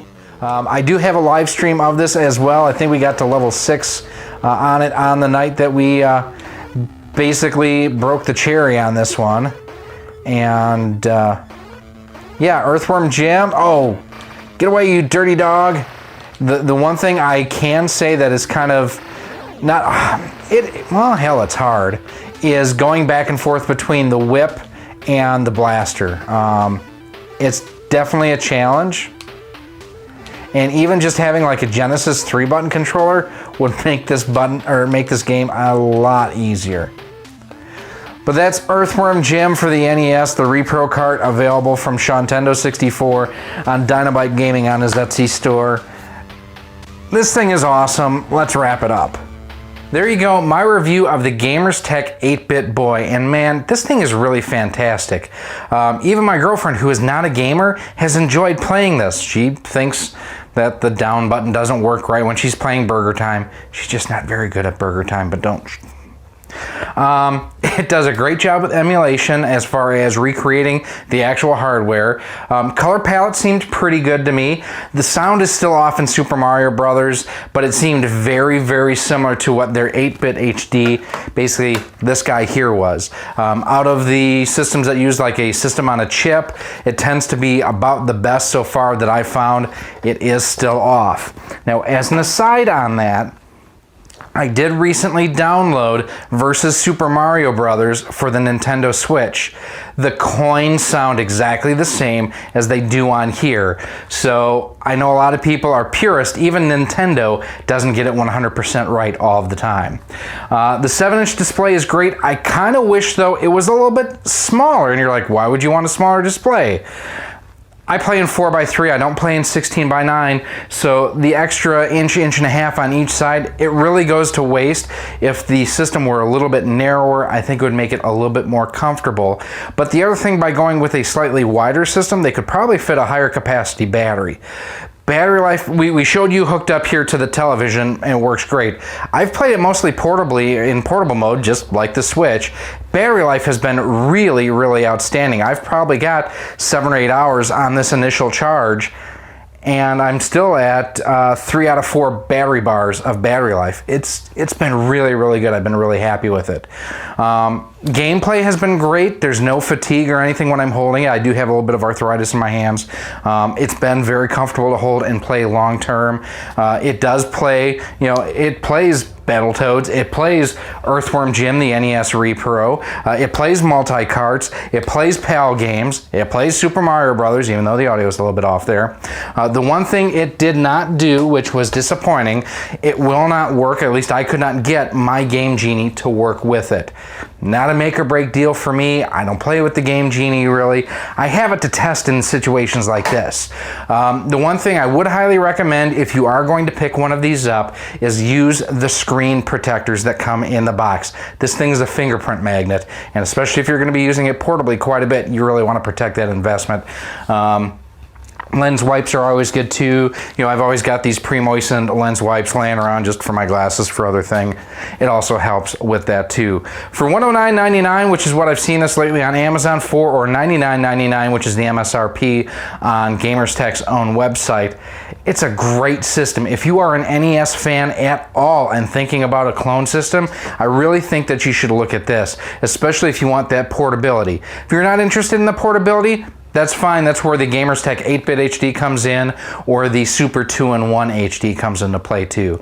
But for that portability, I didn't know that I could hook this up to the TV when I first learned about it. And the fact that I can do that really makes this not only a great portable system, but just an overall great clone system. But these are just my opinions. What do you think? Let me know down in the comments. I really want to know what you think. Did you think that it looked and sounded as it should? Was it off versus what you were expecting? Let me know what you think down below. So back in August of 2017, almost 3 years ago from when I'm filming this one, I did an unboxing and a separate review of this guy here. This is the Retron HD. Now, shortly after that video, I actually returned my Retron HD. In the early days of the channel, what I would do is I would try something. If I liked it, I kept it. If I didn't like it, I actually returned it. So at that point in time, I had other systems I thought worked better for my needs, so I actually returned my Retron HD. But now, recently, I have picked up the Hyper Blaster HD. If you haven't seen that video, check it up. I'll have it linked up right up there for you. And, well, our initial results were not good. Now, I don't think it's a response to that video or anything like that, but Hyperkin has recently released a video showing how to make sure that your Hyper Blaster HD works. And one of the things that they tout in there is to use it with this console here. So we are going to be doing a separate video testing this system with that accessory. Keep an eye out for that. Again, another reason to stay subscribed. But I figured since I had to pick up one of these anyways, I've got new equipment, new games, different perspectives than I did 3 years ago. We're gonna go through, we are gonna unbox it, and we're gonna test it out again and see if our impressions of the Retron HD are any different now versus what we had back in August 2017. Let's hit the bench. So here we have the Retron HD on the bench. As you can see, I paid just under $32 for this. Now this is the black version. There is a gray version, which is actually the one that we originally reviewed. On the front here, you can see 720p output, 4x3 or 16x9 switch, premium controller included, NTSC and PAL switch, and includes a 6-foot micro USB cable for power, which is all very, very nice. On the back, exactly what you see on the front, 720p, 16x9, 4x3, premium controller, NTSC PAL, and 6-foot micro cable. And also it says 8-bit gaming never looked this good. The Retron HD plays original NTSC and PAL NES games in beautiful crisp 720p, includes one premium classic style controller, a 3-foot HD cable, and a 6-foot micro USB charge cable. I don't know why they call it a charge cable, it's a power cable. It's amazingly high compatibility with NES titles, assures you and your game collection are in for a treat. PAL cartridges work at the flip of a switch. Also here again, you can see HD audio and video, high compatibility, 4x3, 16x9, premium classic style cadet controller with a 10-foot cable, 3-foot HD cable, 6-foot micro USB cable, also includes AV ports with AV cables. If AC adapter is not included, we strongly advise you use a 5-volt, 1-amp USB wall AC adapter. Interesting that they call out that it may or may not include an AC adapter. Let's open it up. Now, the system itself, pretty small. This is, like I mentioned, the black one. I actually do like the looks of the gray one better. I think it looks more like the actual NES. Here is the system itself, fairly small and compact. We'll take a closer look at that in a second. Here is that Cadet controller. I've been using the wireless one for a long time and have really, really liked it. AV cables along with your power cable. It includes your HDMI cable, and then this actually does include a power brick. So looking at some of the details of the system itself, first and foremost is you do have the cartridge slot here. One thing of note, this is a hardware-based system. Unlike Hyperkin's Retron 5, which dumps the ROM and then plays the game, this plays everything right on the machine. It is a hardware-based solution. They also utilize what they call their perfect pin technology here. You do have the Hyperkin dog ear here. This will light up blue when power is applied. On the face of it itself, you can see player 1, player 2 ports, the power and reset buttons. These look identical to the original NES. On the bottom, you have a PAL and NTSC switch right here.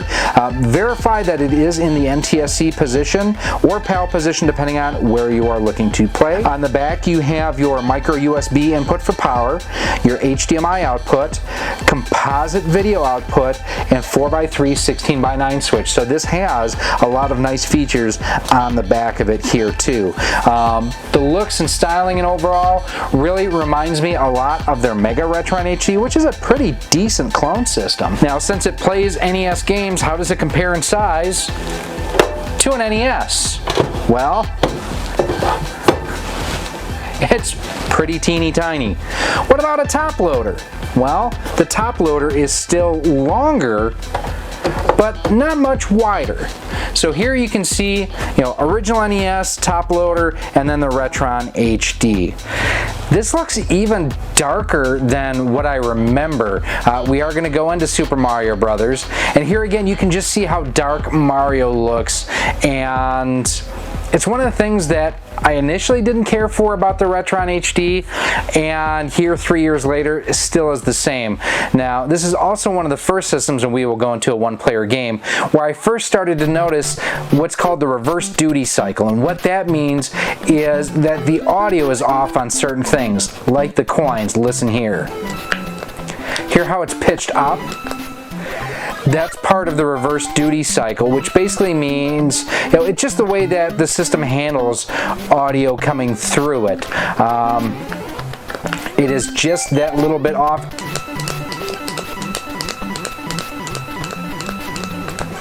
Great example there of how the audio is not necessarily the most authentic. Now, I know a lot gets made about lag and latency with clone systems. I was able to get through there without too many issues. I don't think that lag is a major issue on this machine, although it does have some. I'm not going to say that there's none. Next up is Battletoads, and it's a classic for the NES, but it's also a game that's had its problems. Now, if you see here on the title screen, at least on my TV, hopefully it comes through on the capture, the Battletoads logo. There you can see kind of going through the top of the B and the top of the S. You can see, BS. The bottom part, a slightly different green than what's above. We're going to see the issue starts at level 2. So we're going to fly through level 1 real quick. I will say this game seems dark. Kind of like Mario felt a little dark. Overall responsiveness actually feels better than I remember. Oh, I got a couple of the flies there. Yes, and I got the extra guy.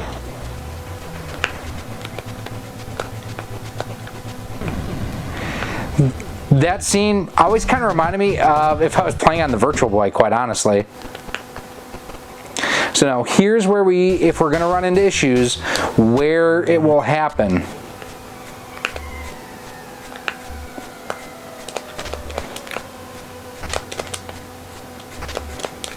And it's just happened. Now, this isn't exclusive just to this console. Most clone systems have an issue with Battletoads. I think it's actually something they wrote into the code of the game to make sure that you were playing on authentic hardware.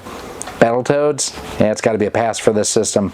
Now on to Castlevania. No, Castlevania. Ryan, you owe me $2 for that reference. Castlevania 3, another game that causes issues with clone systems. Thus far, I have actually never ran into an issue with Castlevania.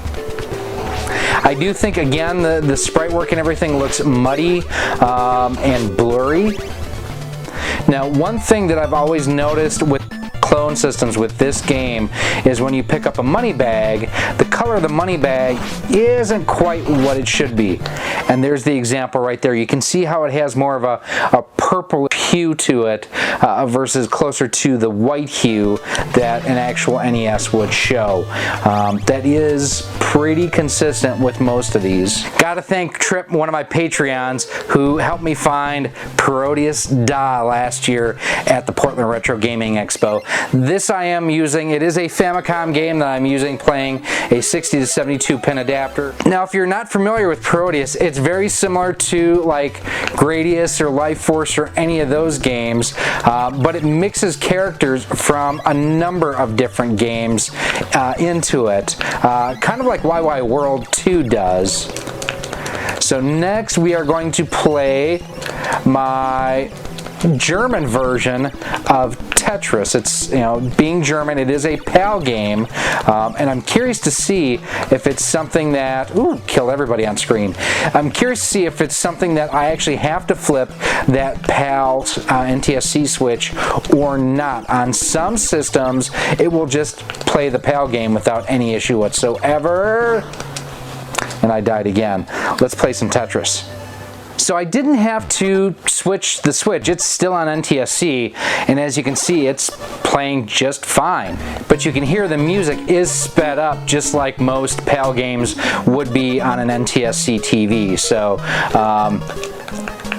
you know, that's kind of what I expected. It's Tetris. There's not much to say about it, but it does play PAL games just fine. I do find it interesting when a system will play a PAL game and not require the PAL NTSC switch to be switched itself. Let's see if we can't just get one Tetris here.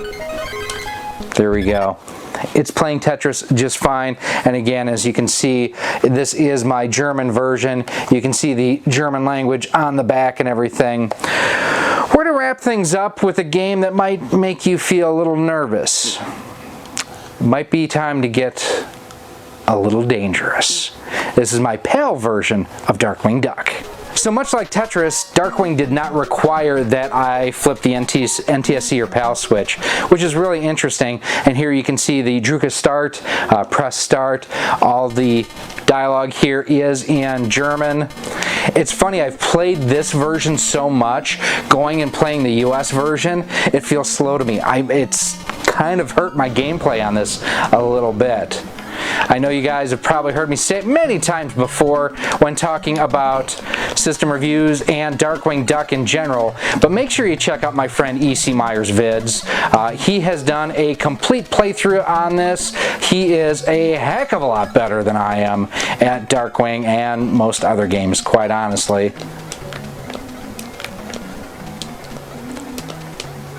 So I was able to jump through that, no issues, no, you know, lag or delay that caused any problems.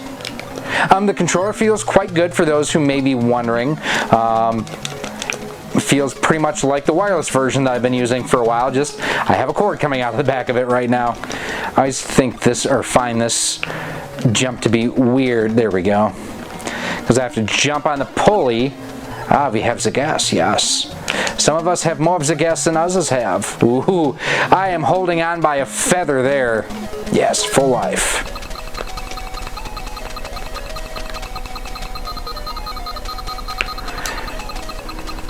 Some of the bass seemed to just disappear from the music a little bit there. I wonder if that was just the way the ROM itself was loaded. It's probably what it was, because now it seems back to normal.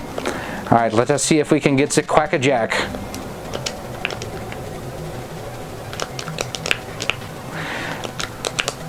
So the thing with Quackerjack is to make sure that you have this gun, because without it he is a lot harder.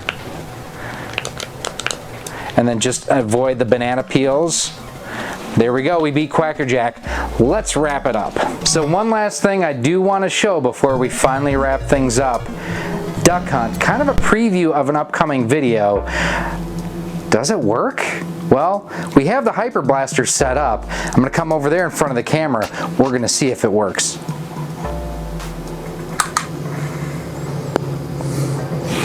Nailed that one. Nailed that one. Now I'm going to shoot down, make sure that it does miss. Nailed that one. Nailed that one.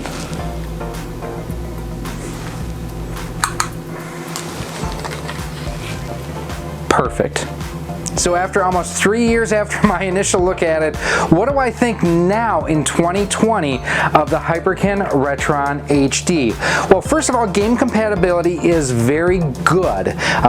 Battletoads is one that doesn't work, but that has an issue with many clone systems. Even Hyperkin's own Retron HD 2 doesn't play Battletoads. I don't know that I have many, if any, clone systems that will play Battletoads past the second level. It's interesting how many games that are PAL that worked with the NTSC switch not flipped over, so I really wonder how much of that is necessary. Now, on my NES-101 top loader, it'll play PAL or NTSC games no problem, so it could be something similar to that. I will say the Cadet wired controller, 10-foot long cable on here, very comfortable. Overall, a pretty well regarded controller, and generally speaking, these will cost you $10 to $15. These are now available for around $30 most places. One of my initial criticisms of the system was it was $40 to $50, only came with one controller, when other systems were available for $40 to $50, included two. Just that extra value I thought hurt the Retron HD a little bit.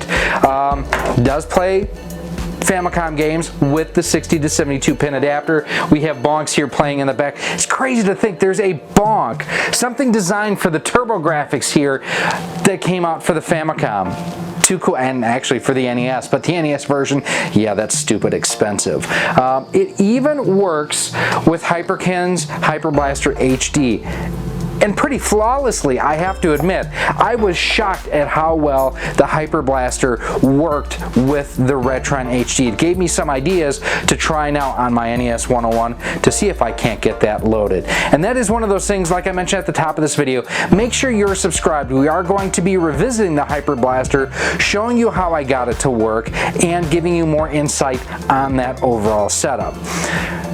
Someone like me, would I buy this system today if I had nothing else? If I had nothing else, it's a definite maybe. I still think the color palette is way too dark, and the audio with the reverse duty cycle, yeah, on Mario, it is not good. But that's pretty common with clones. I'm not saying that I'm excusing it, and it's probably one of the worst as far as that reverse duty cycle, and I don't like how muddy the palette is, but with the high compatibility with games and the fact that it just works, this is an okay place for you to start out. It's not where you would end up, I will tell you that, but it is one of those things where if you have an NES collection, you just want to easily connect it to your TV, it's an okay solution. Good controller, good compatibility. It is not a death grip on the cartridges. It has a reasonable grip, but not something that you feel like you have to yank and work hard to get out. That perfect pin technology, it's a real thing, and it's something Hyperkin has added to pretty much all of their systems from this system moving forward. No video game system truly defined gaming for me as a youth until the Nintendo Entertainment System. This gray box came packaged with Duck Hunt and Super Mario Bros., two of the most iconic games of all time. In addition, it also had one of the best overall libraries, which is why the NES continues today to be one of my favorite consoles of all time. As such, I probably own more Nintendo Entertainment System clones than any others. I've tested a lot of them. Some are good, some not so much. Old Skool, the makers of the classic 2-in-1 Super NES and NES Clone system, are back with the classic N, a less expensive NES-only system designed to go ahead and allow you to play your NES games in HD 720p picture and give you full access to the entire NES library. Because of my love for the NES, I'm kind of protective of the way that some systems play NES games. Now, the classic N is basically the follow-up from Old Skool on their classic 2 HD. We reviewed that about a year ago. If you want to see our thoughts on it, check it out up there in the annotation in the upper corner. Now, it's one of the systems that, quite honestly, I was pretty disappointed in. The color palette on the Super NES side, not very good, and the sound on the NES side was pretty craptastic. Now, I'm really curious to see how this plays, and I do have to thank Adrian over at Live Action Games. He did go ahead and let us use this system for this review, so we'll find out exactly how it plays. Now, I've played a lot of NES clone systems. I played some really good ones, I played some really bad ones, so we're going to see how this plays. And in addition, what we're going to do, what we have playing behind us besides the NES Pursuit, make sure you check out the Pixel Game Squad. You can find their information down below in a pinned post. But what we're going to do is not only compare the audio and the video on this, just how it sounds and how it looks, but we're going to compare it to what we have playing behind us. This is my HDMI modded top loader NES, and as you can see behind me, it looks great. Yeah, see how this is going to do too. Let's hit the table and see how this comes out of the box. I know many people don't care about the boxes. We're going to just take a really quick look here. You get a good look at the included controllers. We'll check those out in a second. The overall design aesthetic reminds me, first of all, the power and reset reminds me a lot of the original NES's. The overall design also reminds me a lot of the Gamerz Tek 8-bit HD, which we've also reviewed here on the channel. It has a 16:9 or 4:3 aspect ratio toggle button. Includes 2 of those controllers. Will play your NES games and has a 720p HD output. Same basic information on the side here and on the back. The classic NHD is the answer to clean 8-bit visuals on your fancy HD TV. We'll be the judge of that. Dust off your original NES cartridges? No. You don't dust them off. Use 1-up cards to clean them up. And homebrews to get your game on. So they're addressing homebrews right there. On the back of the console, you can toggle the video's aspect ratio from the original 4:3 to widescreen 16:9, so you can play the way you like it. The classic NHD comes with 2 of our extra comfortable 8-bit controllers, so you and a friend can play together right out of the box. Supports original NES carts, includes 2 controllers compatible with NES controllers, 720p output, compatible with Homebrew, and AV compatible too. So this is just a dust sleeve. We're going to slide the system out, hopefully, without damaging it. I hate when companies do this. It's a box in a box. So first things first, looking on the inside, the system is tiny. It's really, really small. And that's good. I like the small footprint on here. We'll pop that out. And there you can see the size of the system itself. Pretty teeny tiny. Now, this is the business end that we need to pay attention to. Here we have our 16:9 and 4:3 toggle. It pushes in or out. I think I'd prefer a slide switch. I'd be afraid that's going to be broken. It is a micro USB input. I love that. It has your AV outputs if you want to connect this to our CRT. HDMI output on the bottom. Does not appear to have a region switch. I'm interested to see if this is going to light up or not. We'll check that out here in a moment. It does have 2 of the controllers in there, and it does use a regular NES style controller port, so you can use regular NES controllers on it if you would like. And it does include 2 of those. AV cables, micro USB cable. It includes an HDMI cable and a power brick. And you guys know, if you've seen any of our other videos, I always want to see what kind of output we have on these bad boys. And this appears to be a 5-volt 1 amp. So I know one thing that many times people ask about is how does it feel to put a cartridge in? So let's test the pins. Aligns pretty easily. Oh, it is a firm grip. I wouldn't call it a death grip. And I'm trying to not bump the tripod right here either. But it does have a good grip on the cartridges. And one thing I did not point out, controller 1, controller 2 ports, so they are labeled. Now I do want to see if this lights up, because that would be kind of slick. So let's hit the power key. Look at that! That's actually... Oh, dude, and it changes colors? Okay, I thought it was just going to be red, but that's actually a neat touch that it has on there. Nice little aesthetic feature that they have added on there. So we're going to go ahead and we're going to hook this up and we're going to see exactly how it plays. So before we go much further, I just want to give you an example of what it looks like on 16 by 9 by 4 by 3. This is 16 by 9 mode, obviously. That's what 4 by 3 looks like. We'll go into the game. There's 4 by 3, 16 by 9. So we're going to play in 4 by 3 mode just because that's what I prefer. Controller doesn't feel terrible, but it does feel weird. I like the way it's curved around here. It's very thick. It is angled front to back a little bit. These corners are still somewhat sharp, kind of like the original NES controllers. So let's see what it plays like. Now the one thing on Mario Brothers is always, how do the coins sound?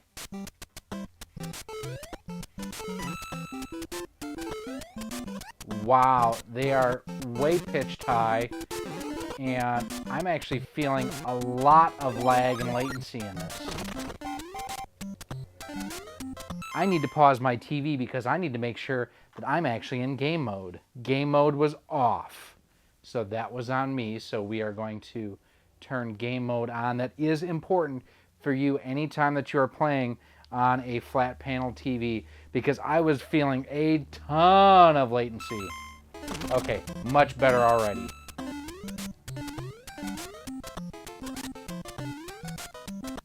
I'm seeing some artifacting too when Mario was running it. But the audio is very similar to what the classic 2 HDs was. It's pitched very high. Not sure what I'm talking about as far as the coins. We are going to pop this into our HDMI equipped top loader NES, and you can hear what the music and the coins sound like on this versus that.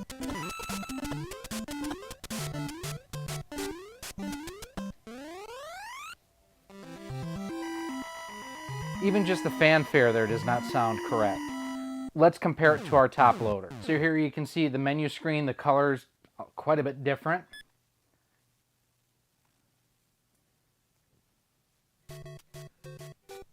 Listen to the coin here now. See how much it's not pitched up like on the Classic N. And I am actually using the Classic N's controller. I mean, it's not terrible, but just so that you know that. There again, you can hear the coins and what they sounded like.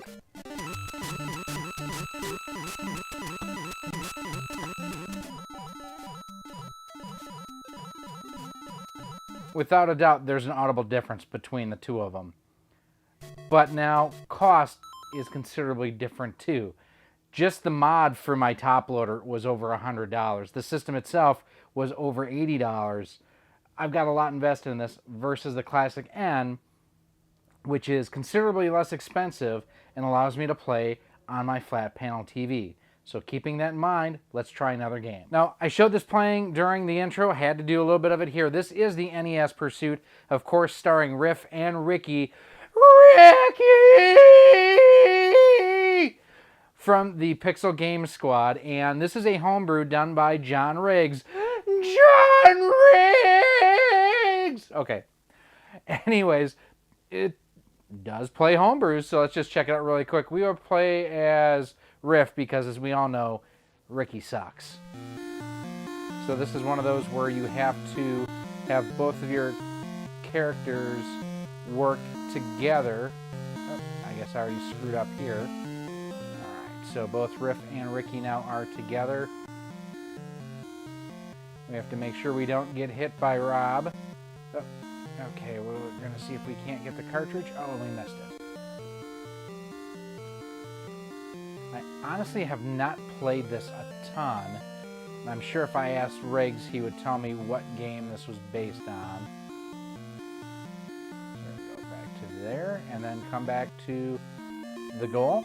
Just like that, the NES Pursuit works just fine. Now we're going to test out one of the games that, honestly, when you have lag and latency issues, really underscores if there's a problem. We're going to talk Punch-Out. Now, Mike Tyson's Punch-Out, or just Punch-Out, is one of the games that really kind of showed some of the lag issues that the NES Classic had. Let's test out what it is like on the Classic N. Color palette doesn't look terrible, but what's going on with Glass Joe's eye? It looked weird as he had his hand up in the sky like that.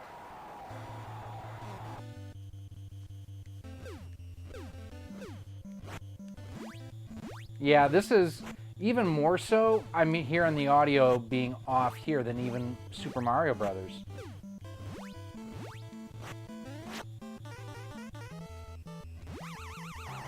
When he sat down, or when he fell down there too, very high pitched. I mean, this is just, it's a system on a chip for sure. It just doesn't appear to be a very accurate one. Definitely very similar, I would say, to the Classic 2. All right, Joe, sit down. TKO in the first round, no big deal. Didn't really feel much lag or latency in it. It felt okay. But man, the audio was bad. It was really, really bad. One of the questions I had was, will it play imports? And this is my German version that I bought when I was actually in Germany of Darkwing Duck. It is a 50 hertz game, being PAL, so you'll hear the music is definitely high-pitched, even more so than what the US games were.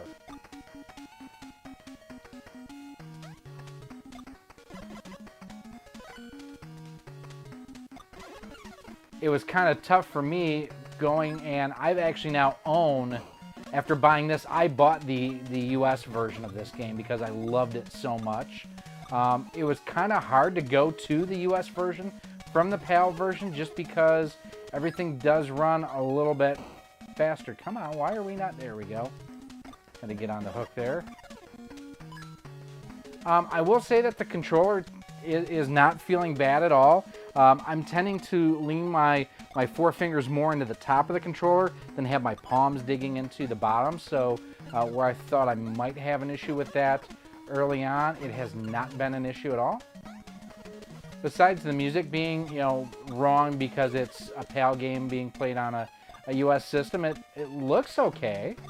And this may be where I'm running into some lag and latency on the system, trying to make these precise jumps and not having the system do what it needs to do for me. If you guys want to see a really great playthrough of this, make sure you check out my friend E.C. Myers Vids. I'll have his information posted down below. He has done a complete playthrough on Darkwing Duck, and I've actually learned quite a bit by watching Eugene play through. He does this great series of videos where basically he's playing through the entire NES collection, at least what he owns, alphabetically. Make sure you check out his channel. He's got a lot of great stuff. It does seem to me like the audio is, the best way I can describe it is shallow. It just doesn't have quite as much bottom end. It's almost like what you would find on Genesis clone systems, really, where they don't have that great Genesis sound to it. All right, full life. We're gonna switch to our gas so we can get to Cracker Jack. Wow, here you can really hear how fast the music goes. Trick with this is just to avoid the banana peels up top and use the gas to get them. There we go, we beat Cracker Jack. Yeah, seemed like the music was accelerated even more so than normal. But as you can see, it is the German version, and it does play. The last game we're going to throw in here is we're going to throw in a Famicom game using our 60 to 72 pin adapter. On a recent trip up to Chicago, I actually had a chance to pick up Bonk for the Famicom. How cool is that? I I've never played it before. Honestly, I have never played any Bonks game before, so this is new to me.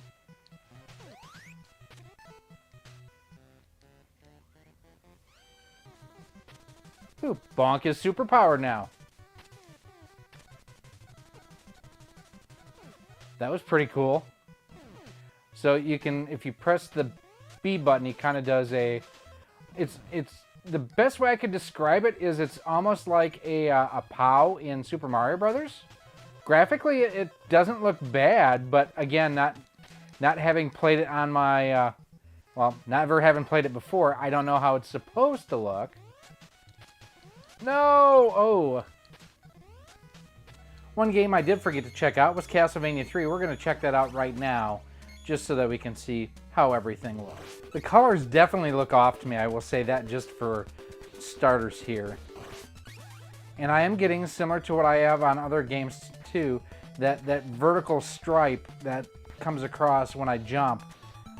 You can see it there, how it pops up, that kind of artifacting. I have cleaned my cartridge. I've gotten that same result on a number of different systems. So kind of disappointed to see it here.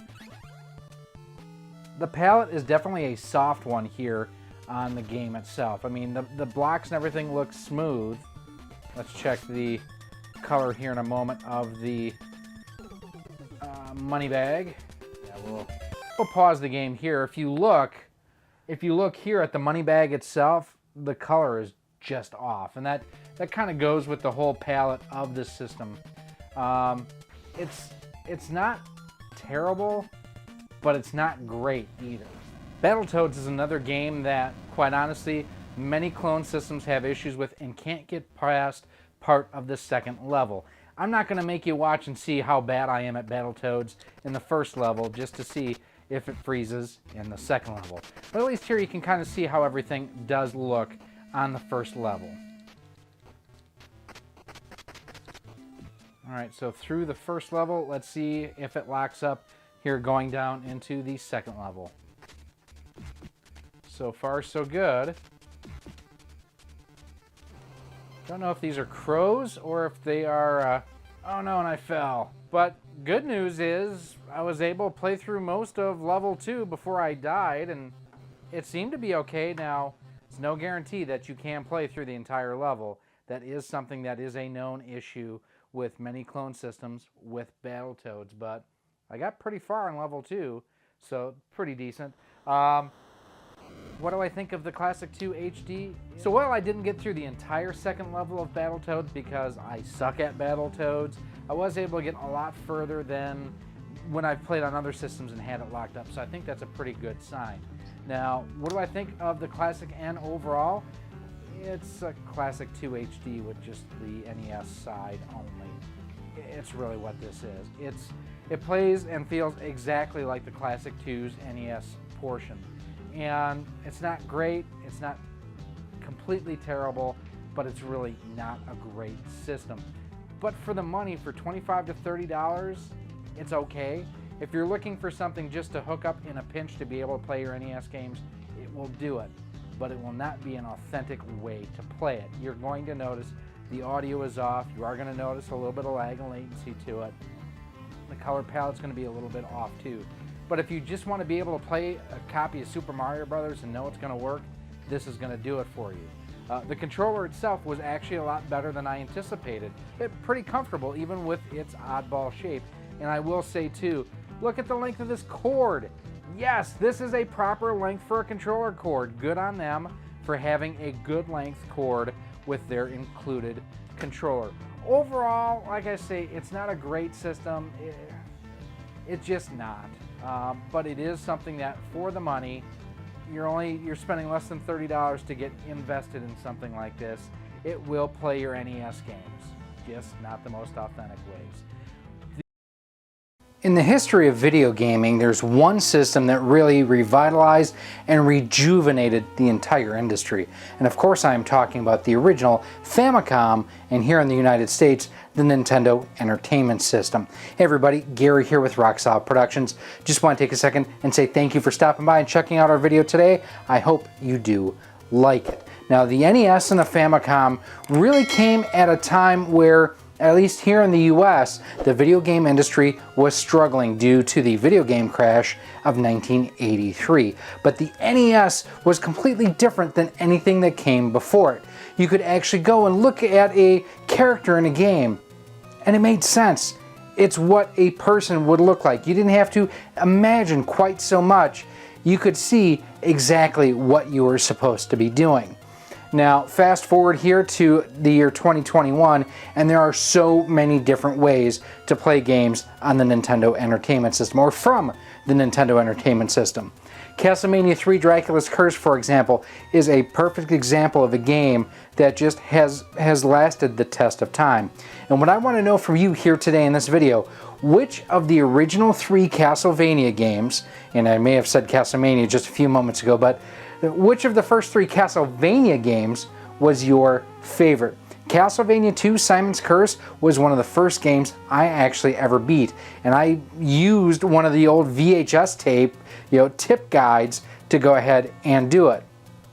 For me, however, the original, probably my favorite among the 3, but the Famicom Disk System version of Castlevania 3 has the most amazing soundtrack. Definitely worthwhile to pick up and play. Now, one company is very well known for making clone video game systems and bringing them to market. I'm of course talking about Hyperkin, and their latest release is a curious one. This is the Retron 1 AV. Now, we've talked in the past about the Retron 1 HD, that is their HDMI equipped clone system for the NES, but this is the AV. It is only equipped with AV outputs. It's also not a lot less expensive, but it is less expensive. Normally you'll find these about $25. That's what I paid for this at Live Action Games, our local retailer here. Comes packed in with one controller and designed to be connected to older CRT TVs. So what we're going to do in this video is we're going to go ahead, unbox this, we're going to see how it comes out of the box, see some of the features that it comes with, and we're going to do some gameplay for you. Now, I do also want to thank one of our Patreon supporters, Justin, who actually requested and is sponsoring this video, and we have a surprise for him at the end of this episode.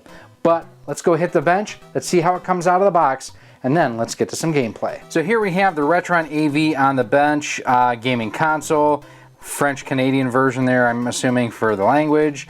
This is the Hyper Beach edition. They do have another color edition, which I will pop on screen right now that you can take a look at. Very similar to their Retron HD as far as the overall design and look of the controller and the system. Nothing of significance on the side. On the back, compatible with NES cartridges and controllers, includes AV ports with AV cables, comes with a Cadet Premium Classic style controller with a 5-foot cable. Why cheap out? You have the 10-foot cable on the regular Cadet. That sucks.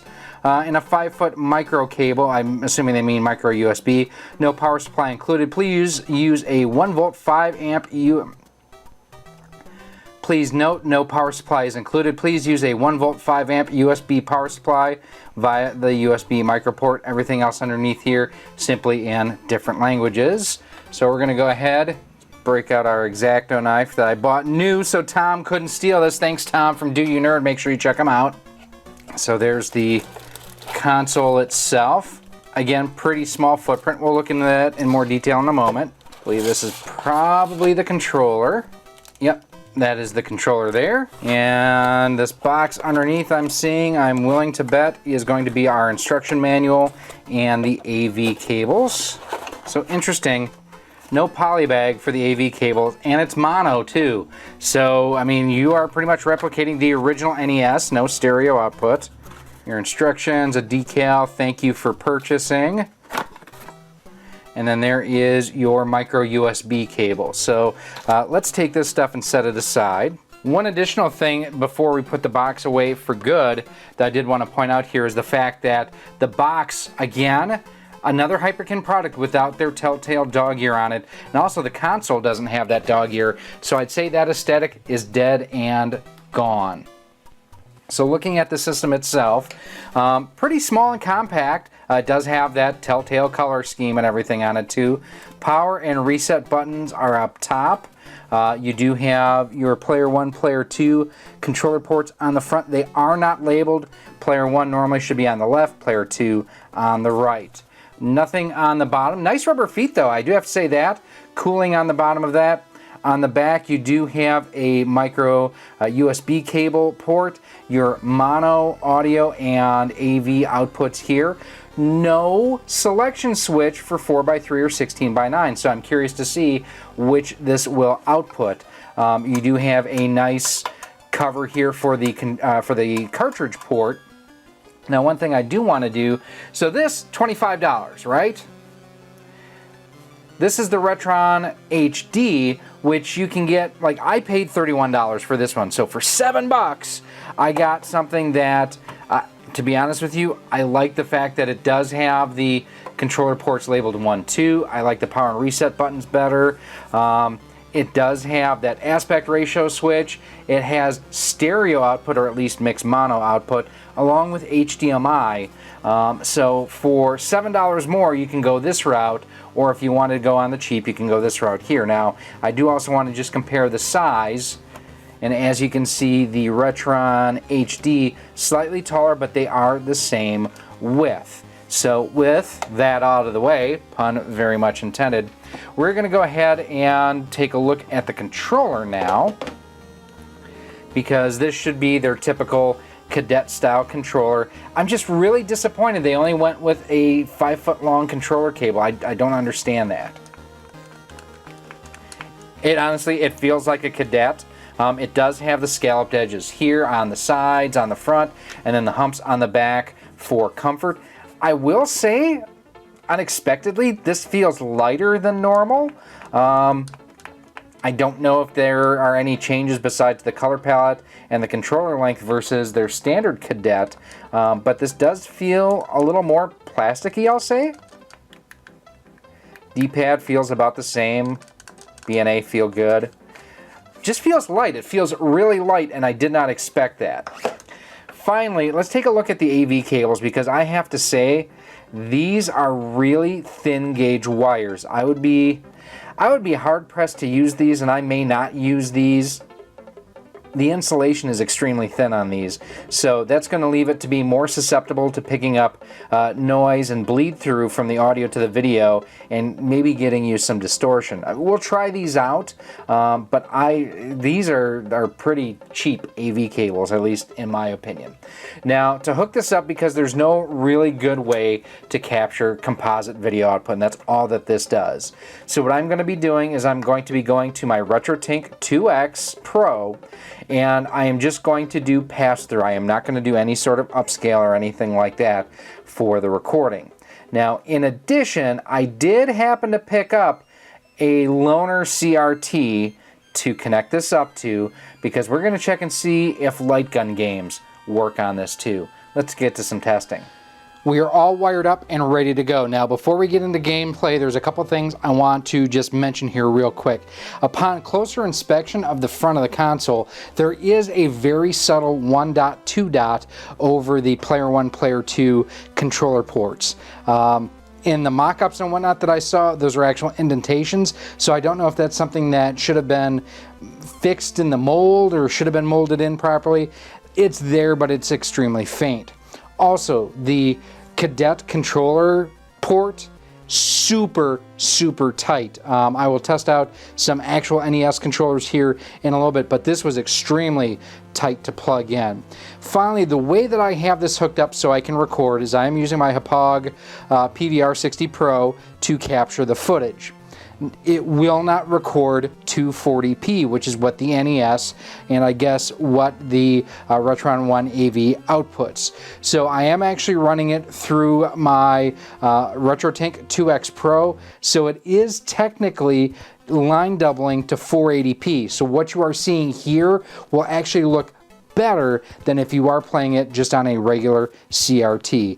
Unfortunately, there is no other way for me to capture 240p footage, so if anything, you're getting a little bit of a better look than what you would normally get. Now, Those who have seen me review and test in the past know that I have an M Classic upscaler as well that is completely turned off and not being used in this scenario. Now, anyone who has watched the channel for any period of time and has seen me do other NES Clone reviews knows Super Mario Brothers is one of the games that I always test out because the coins are very noticeably wrong on most, if not all, budget clone systems. Now, this is composite video. This is what you're going to get. Even at 480p, does not look great. That actually sounds good. I have to admit, the sound on this is a lot better than what the even the Retron HD is. Here will be a good example right here.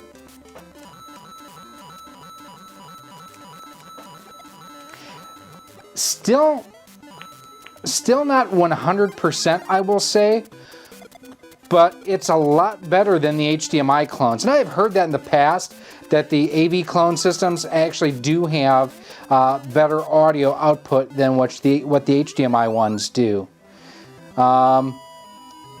Color palette looks okay. You can see the overscan on the left and the right here a little bit. That's pretty typical when you're playing a 4x3 game on a 16:9. Now, one thing that the system is having an issue with is it seems like it's having an output issue because my capture card keeps stopping recording. Like right now, it stopped recording as I was going down into level 1, 2. So as such, we're going to move on to our next game here, and we're going to try Punch-Out. One of the biggest issues with the NES Classic Edition was lag and latency, and where is most noticeable was in this guy here, in Mike Tyson's Punch-Out. We're going to dive in. We're going to play a couple rounds. We're going to see how good, bad, or indifferent this is. I mean, again, you can't do much for composite video. It's composite video. Also, not having the issues with the capture card starting and stopping like I was with Super Mario Brothers, which is interesting. So far, so good. My concerns that I had about the cadet controller thus far, unwarranted. I mean, it's working precisely as I would expect it to. Button presses are, you know, registering exactly as they should. I mean, it's Glass Joe, so we shouldn't have any major issues here. But playing on a CRT and whatnot, or not playing on a CRT, on a flat panel, I'm actually, you know, not noticing any lag or latency or anything along those lines. I mean, it's doing exactly what it should be. Sit down. Got a TKO on Glass Joe. That is good. Hey, that rhymed. A TKO on Glass Joe. Now we are going to move on to the next opponent here.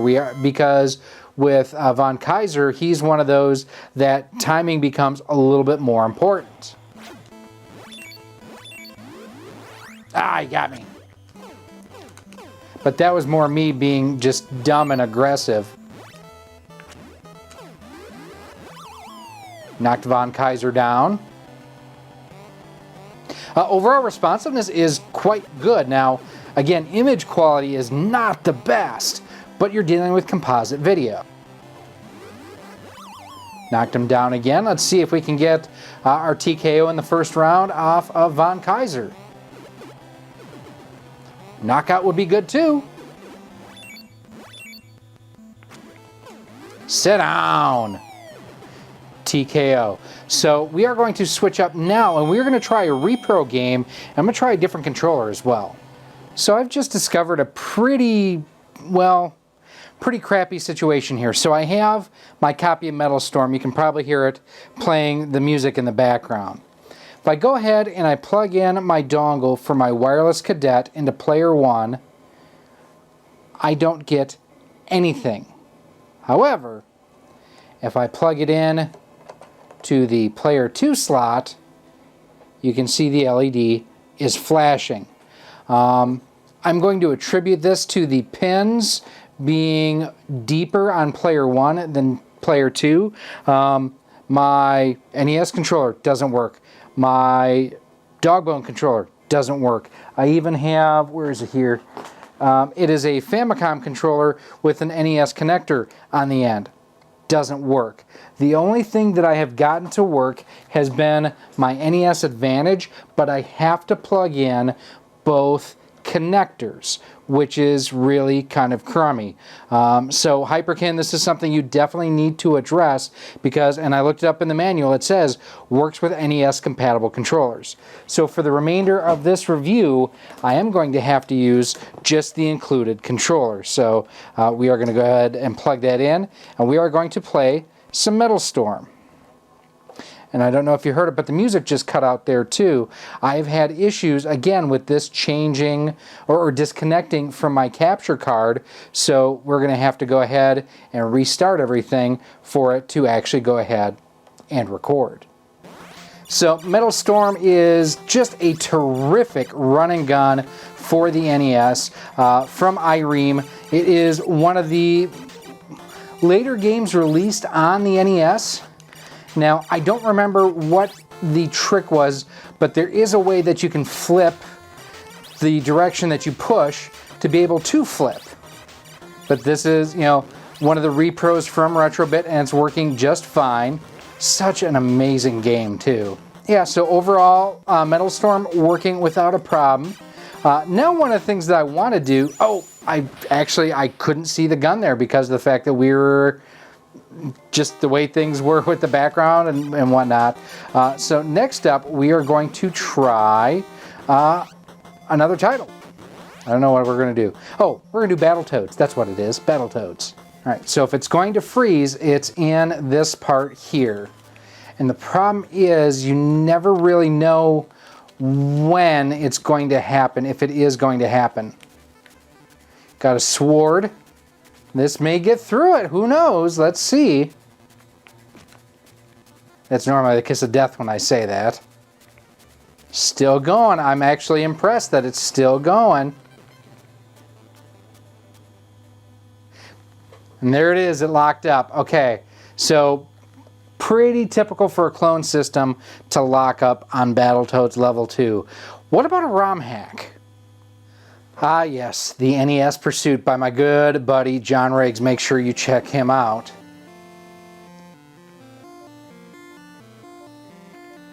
I forget what John said that he used as the basis for this hack.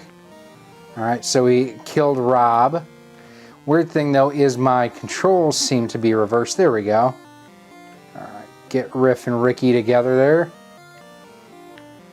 Okay, so we're going to bring the boys apart and then bring them back together to the goal. There we go. ROM hacks work. The final game we're going to test is the one we feature in the open. We're going to test some Castlevania 3. So here you can see on screen Castlevania 3, no work. Now I said this was going to be the last game. What's going to be the last that we're shooting like this? Because we borrowed a CRT and we're going to check and see if light gun games work. So here you can see I actually have a CRT set up, and check this out. It's working just fine, it looks like. So, and this is actually my Famicom version of Duck Hunt, which is why you only see Duck Hunt on here. In fact, I'll go ahead, hit the reset button. You can see it just plays Duck Hunt on here. So now I basically have the video source split to go to the CRT and to the capture card, so I can view either or, but it only works if I shoot at the CRT.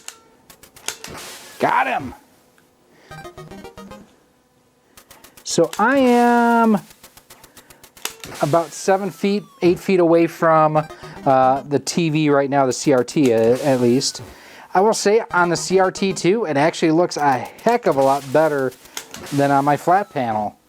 It's also a much smaller screen too. So far so good.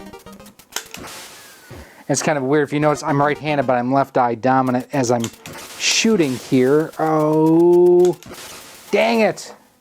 That was on me.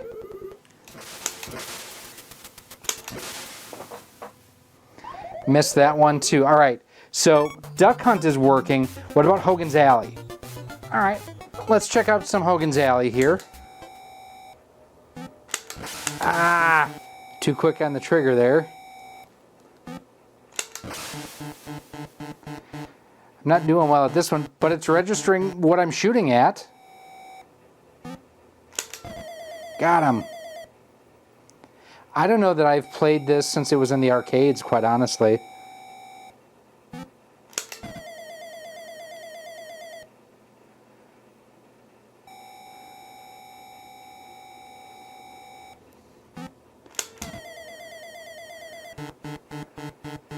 All right, that was a trick. It was 2 of them in there. Okay, so it's working with Hogan's Alley, so I'd say light gun games definitely, a good thing. The final thing we're going to check out here is how it handles, if it does handle, PAL games. It's time to get dangerous with Darkwing Duck. This is my copy that I actually bought in Lübeck, Germany back in 2018. Now, initially, didn't fire up. I had to hit the reset button, so I wonder if that has anything to do with it. As expected, language showing in German here, and then the music and everything is faster paced. The thing that's weird is I've played so much of the PAL version, I'm actually used to the sped up version more than the US version. I can play this version a lot better than the US one. Yeah, this is playing terrific on here. Exactly as my HDMI top loader, as far as responsiveness and everything. Obviously, you're not going to have the same level of clarity and whatnot on composite video as on HDMI. Now, this is the part that I always struggle at because of that bat, and he did me a favor. No, it's that bat. Yeah, this is playing, pretty much exactly as far as like lag, delay, play control and everything, exactly as I would expect. Now here we are against Quackerjack. And unfortunately I did use some of my gas earlier, otherwise this would be a lot easier than it will be. Now I have to use my regular gun.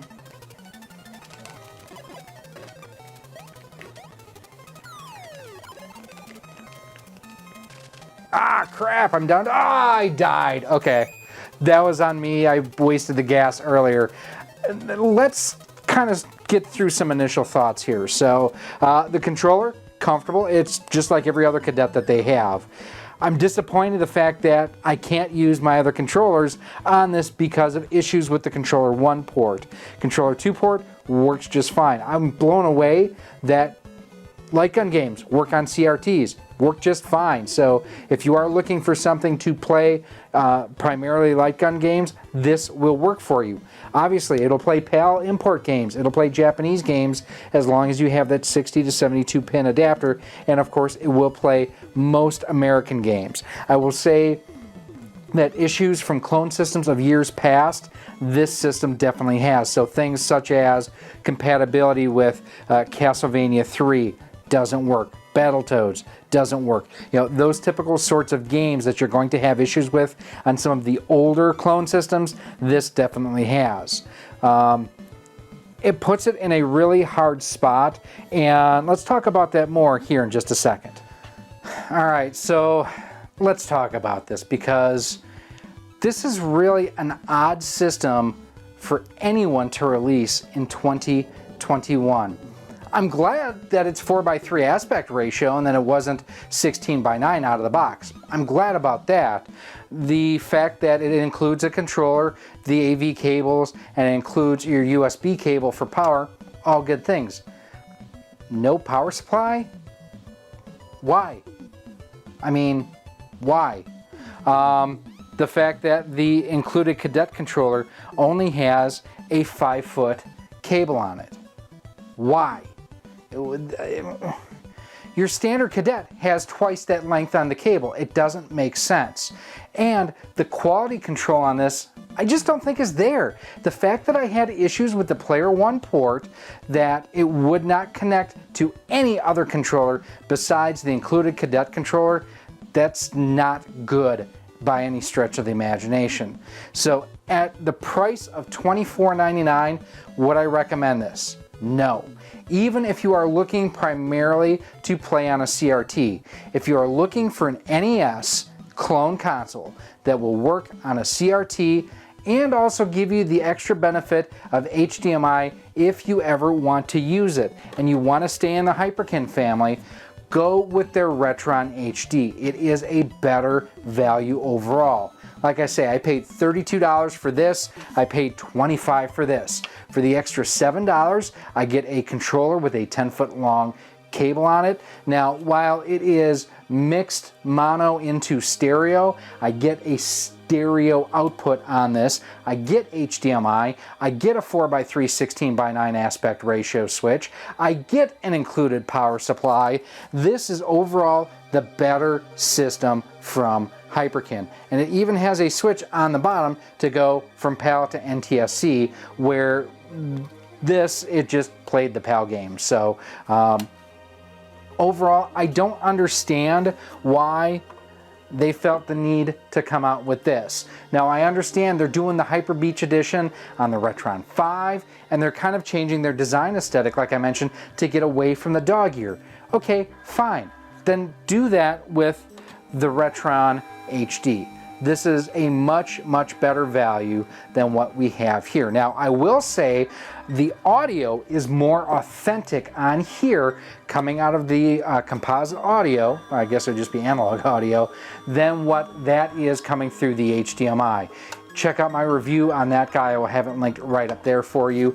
It's one of those things where the coins in Super Mario Brothers are always pitched high on that. Pretty much any of those HDMI clones have that issue.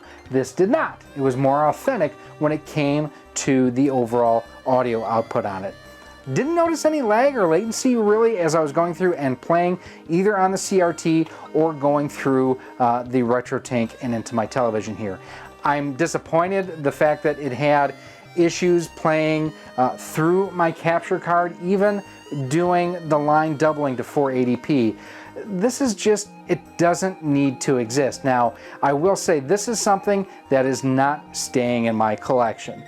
Justin, like I mentioned, one of our Patreon supporters in the beginning, requested this review. I will be boxing this up and he will be receiving it as a thank you from me for all of his support that he has provided to our channel here. Thank you for everything, Justin, and all of our Patreon and channel members that we have out there. I really do appreciate everything that you do for this channel. In over 5 years and nearly 1,000 uploads here to YouTube, I have covered and reviewed a lot of different hardware. Basically, a lot of what I have looked at for my own personal interest has been clone video game systems, or essentially pieces of hardware that can play games from the NES library, Super NES, or the Sega Genesis. But where it all started for me on this channel was with this here. This is the Gamerz Tek 8-bit HD. This is the first hardware-based clone system that I purchased and reviewed here on the channel over 5 years ago. Now, some of the videos that I've done recently on other clone systems and whatnot, it's gotten me thinking. This has always been one of my favorites. But am I looking at it with rose-colored glasses? Is it as good as I remembered? So what we're going to do here in this episode, we're going to take a look at this all over again. It is still available on Amazon, and I will have a link down below to where you can go ahead and order one. Now, unfortunately, I have not heard from Gamerz Tek in quite some time. I don't know if they're still in business or not. They're clearly still supplying hardware to Amazon for sales there, but as far as working on new hardware, coming out with new stuff, I honestly don't know. I've also talked to Gamester81 John. He is one of the only other people I know that really focused on the Gamerz Tek hardware, and he had basically said the same thing. We had talked in October of 2021 at the Midwest Gaming Classic, kind of picked his brain on that, and he kind of had the same idea that really good hardware for what it was, great price points, but he hasn't heard from them. I hope they're still out there. I hope they're still making good stuff, because having more options out there is always a better thing for the hobby. So what we're going to do, we're going to throw this on the bench again real quick. We're going to see how it comes out of the box, and we're going to see if the games play as good as I remember. Let's get started. All right, so here we have the 8-bit HD on the bench. I mean, it's one of those things, I wasn't gonna pull it out of the box. It's been unboxed for 5 years, but here you can basically see the design aesthetic that they've gone with. Very small, very compact. Here you can see, compared to an NES cartridge, it's not a whole lot shorter than an NES cartridge. And I mean, it's remarkable what they were able to do with this. I mean, side by side here compared to our Burger Time cart, you can see the console itself, not a whole lot smaller. So looking at the front of it, you do have your power on off. It's just a push in, push off. You've got a momentary switch for reset and 2 traditional style NES controller ports. So you can use it with regular NES style controllers. That's a great thing to have available to you. Also, taking a look real quick just on the top of it, I love this aesthetic here. It looks like the top of an actual NES. That is a great thing that they incorporated into this. Now, taking a look on the bottom, nothing really there.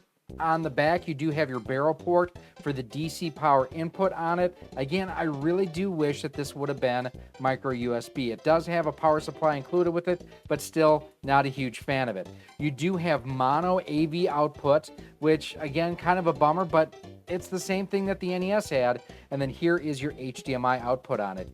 Pretty clean, pretty simple, pretty small and compact, and really something nice. Now, in addition to the system itself, you do get 2 of these controllers that come with it. Now, I've really liked these controllers over the years. They feel very similar to a dog bone style controller. The D-pad has got good travel on it. The buttons feel great. Start and select a little bit weird with their size being just round versus the oval shape on an NES controller, but it's one of those things that it's just functional, it just works, and it's really, really comfortable, and it doesn't dig into your hands like a stock Nintendo controller would over the years. It does have about a 6-foot long cord on it. I wish that it was a little bit longer, but overall, definitely just a really good third-party style controller. Now let's take a look real quick at how the cartridges actually go into it. It is a top-loader design, and just to see how the pins are, I mean, it is not a death grip. If anything, it kind of fits the cartridge a little bit loose. When the cartridge is in there, it has a little bit of wobble to it, and I have had issues over the years where games get knocked and whatnot, and it resets the game on me. Speaking of games, let's go ahead and let's play some. So up first, we are going to play some Super Mario Brothers. Now, this is actually my Famicom version that I'm using a 60 to 72 pin adapter. And I am going to use the stock controller, but as you can see, I've never unwound it. I mean, I have one somewhere that's fully unwound. I don't know where I put it over the years, but we're gonna plug this in real quick. Now, I am using a 60 to 72 pin adapter to play this.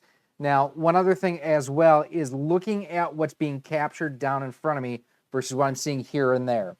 16:9 aspect ratio output. I can't do anything about it. Now, on my TV back there and my monitor I'm playing on here, both of them have a 4:3 mode, which I'm forcing that onto, but you're seeing 16:9 on the display here. So for that, I do apologize.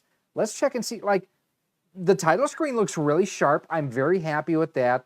The bricks look a little bit soft. Pretty much the colors look muted, like on the Goomba there. It looks like it should have a little bit more brown in that palette.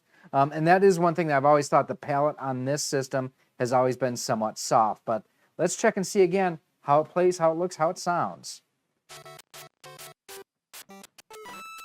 And there you can hear the audio is definitely pitched up.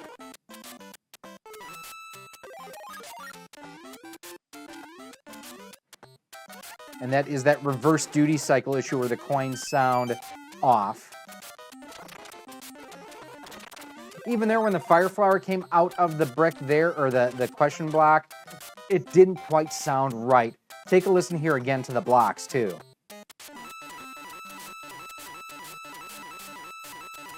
Coins, not blocks, but when I hit the coin block, that is. Even that power-up sound sounded off.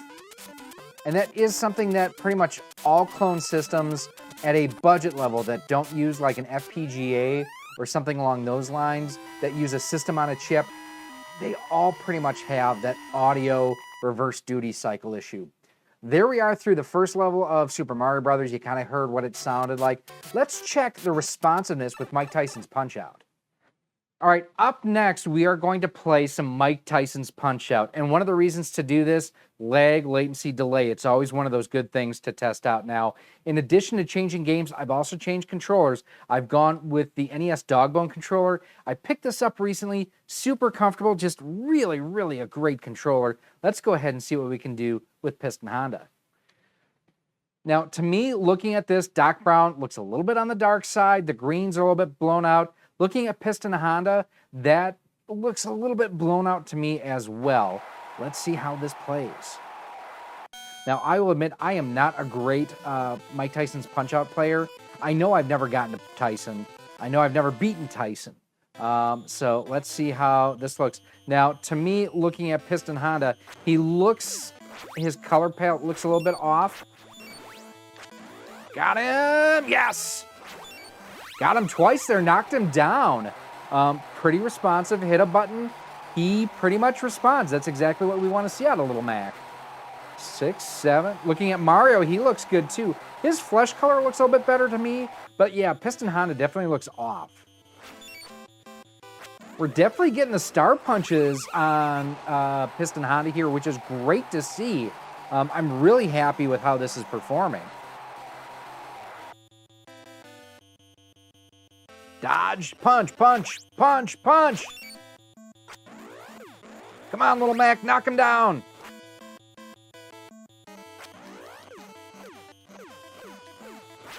Got him. All right, awesome. That played terrifically. And the nice thing about that too, Glass Joe anyone can beat, Von Kaiser anyone can beat, the first Piston Honda pretty much anyone can beat.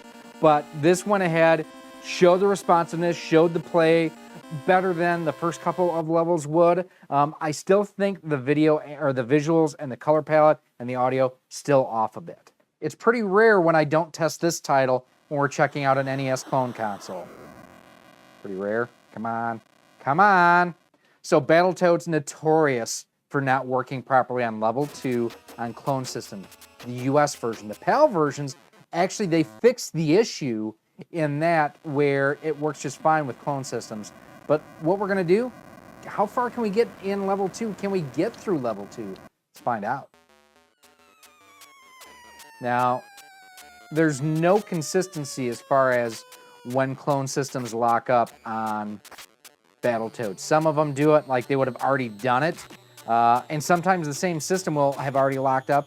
And other ones, other times you play through, you can almost get through the whole level. There's really no rhyme or reason as to how and why it tends to lock up. So you can never really expect it to happen one way or the other. And there have been times when I have died with these stupid things before it even has a chance to lock up. All right, got past that one. And there's the lockup. Well, I was pretty sure that this was going to happen. It's an ongoing issue with Battletoads on clone systems. No surprise. Now we're switching over to a PAL game, or something that was available in Europe. It generally runs at 50 versus 60 hertz. That's why the music that you're hearing right now sounds accelerated. It's playing faster than it was intended to. We are sticking with our NES Dogbone controller here. Now, you can see from Drucke Start, this is my German copy of Darkwing Duck, and absolutely love this game. Now, normally I show you Quacker Jack's level. This is the Liquidators. The whole game is just so dang good. Except for when that happens. That's one of those two where you gotta just be so quick on the shots. Ooh. Got him, yes. All right, we got that weapon upgrade here. Oh, these are... Yes, got some health there. Oh, I needed that. And I did not need that. Okay. But here you can see PAL games play just fine on it, just fast. All right, our final test. What about homebrews? OJ Pro-Am. This we got from our good friend John Riggs. I believe it was at the Midwest Gaming Classic in 2020 where we got this from John. And this, is of course, is a ROM hack of RC Pro-Am. Where you've got the slow white Bronco, or in this case, it's the fast white Bronco. So what do I think of this system now, 5 years later? You know what? I still like the price a lot. I mean, I paid under 25 bucks for it. That's something to keep in mind. More so than ever, I do not like the fact that it does not utilize at least USB-C for power, and then it does have that own barrel type connection for power. That's a bummer. The stock controllers, I actually really like even to this day. I still think they're pretty good.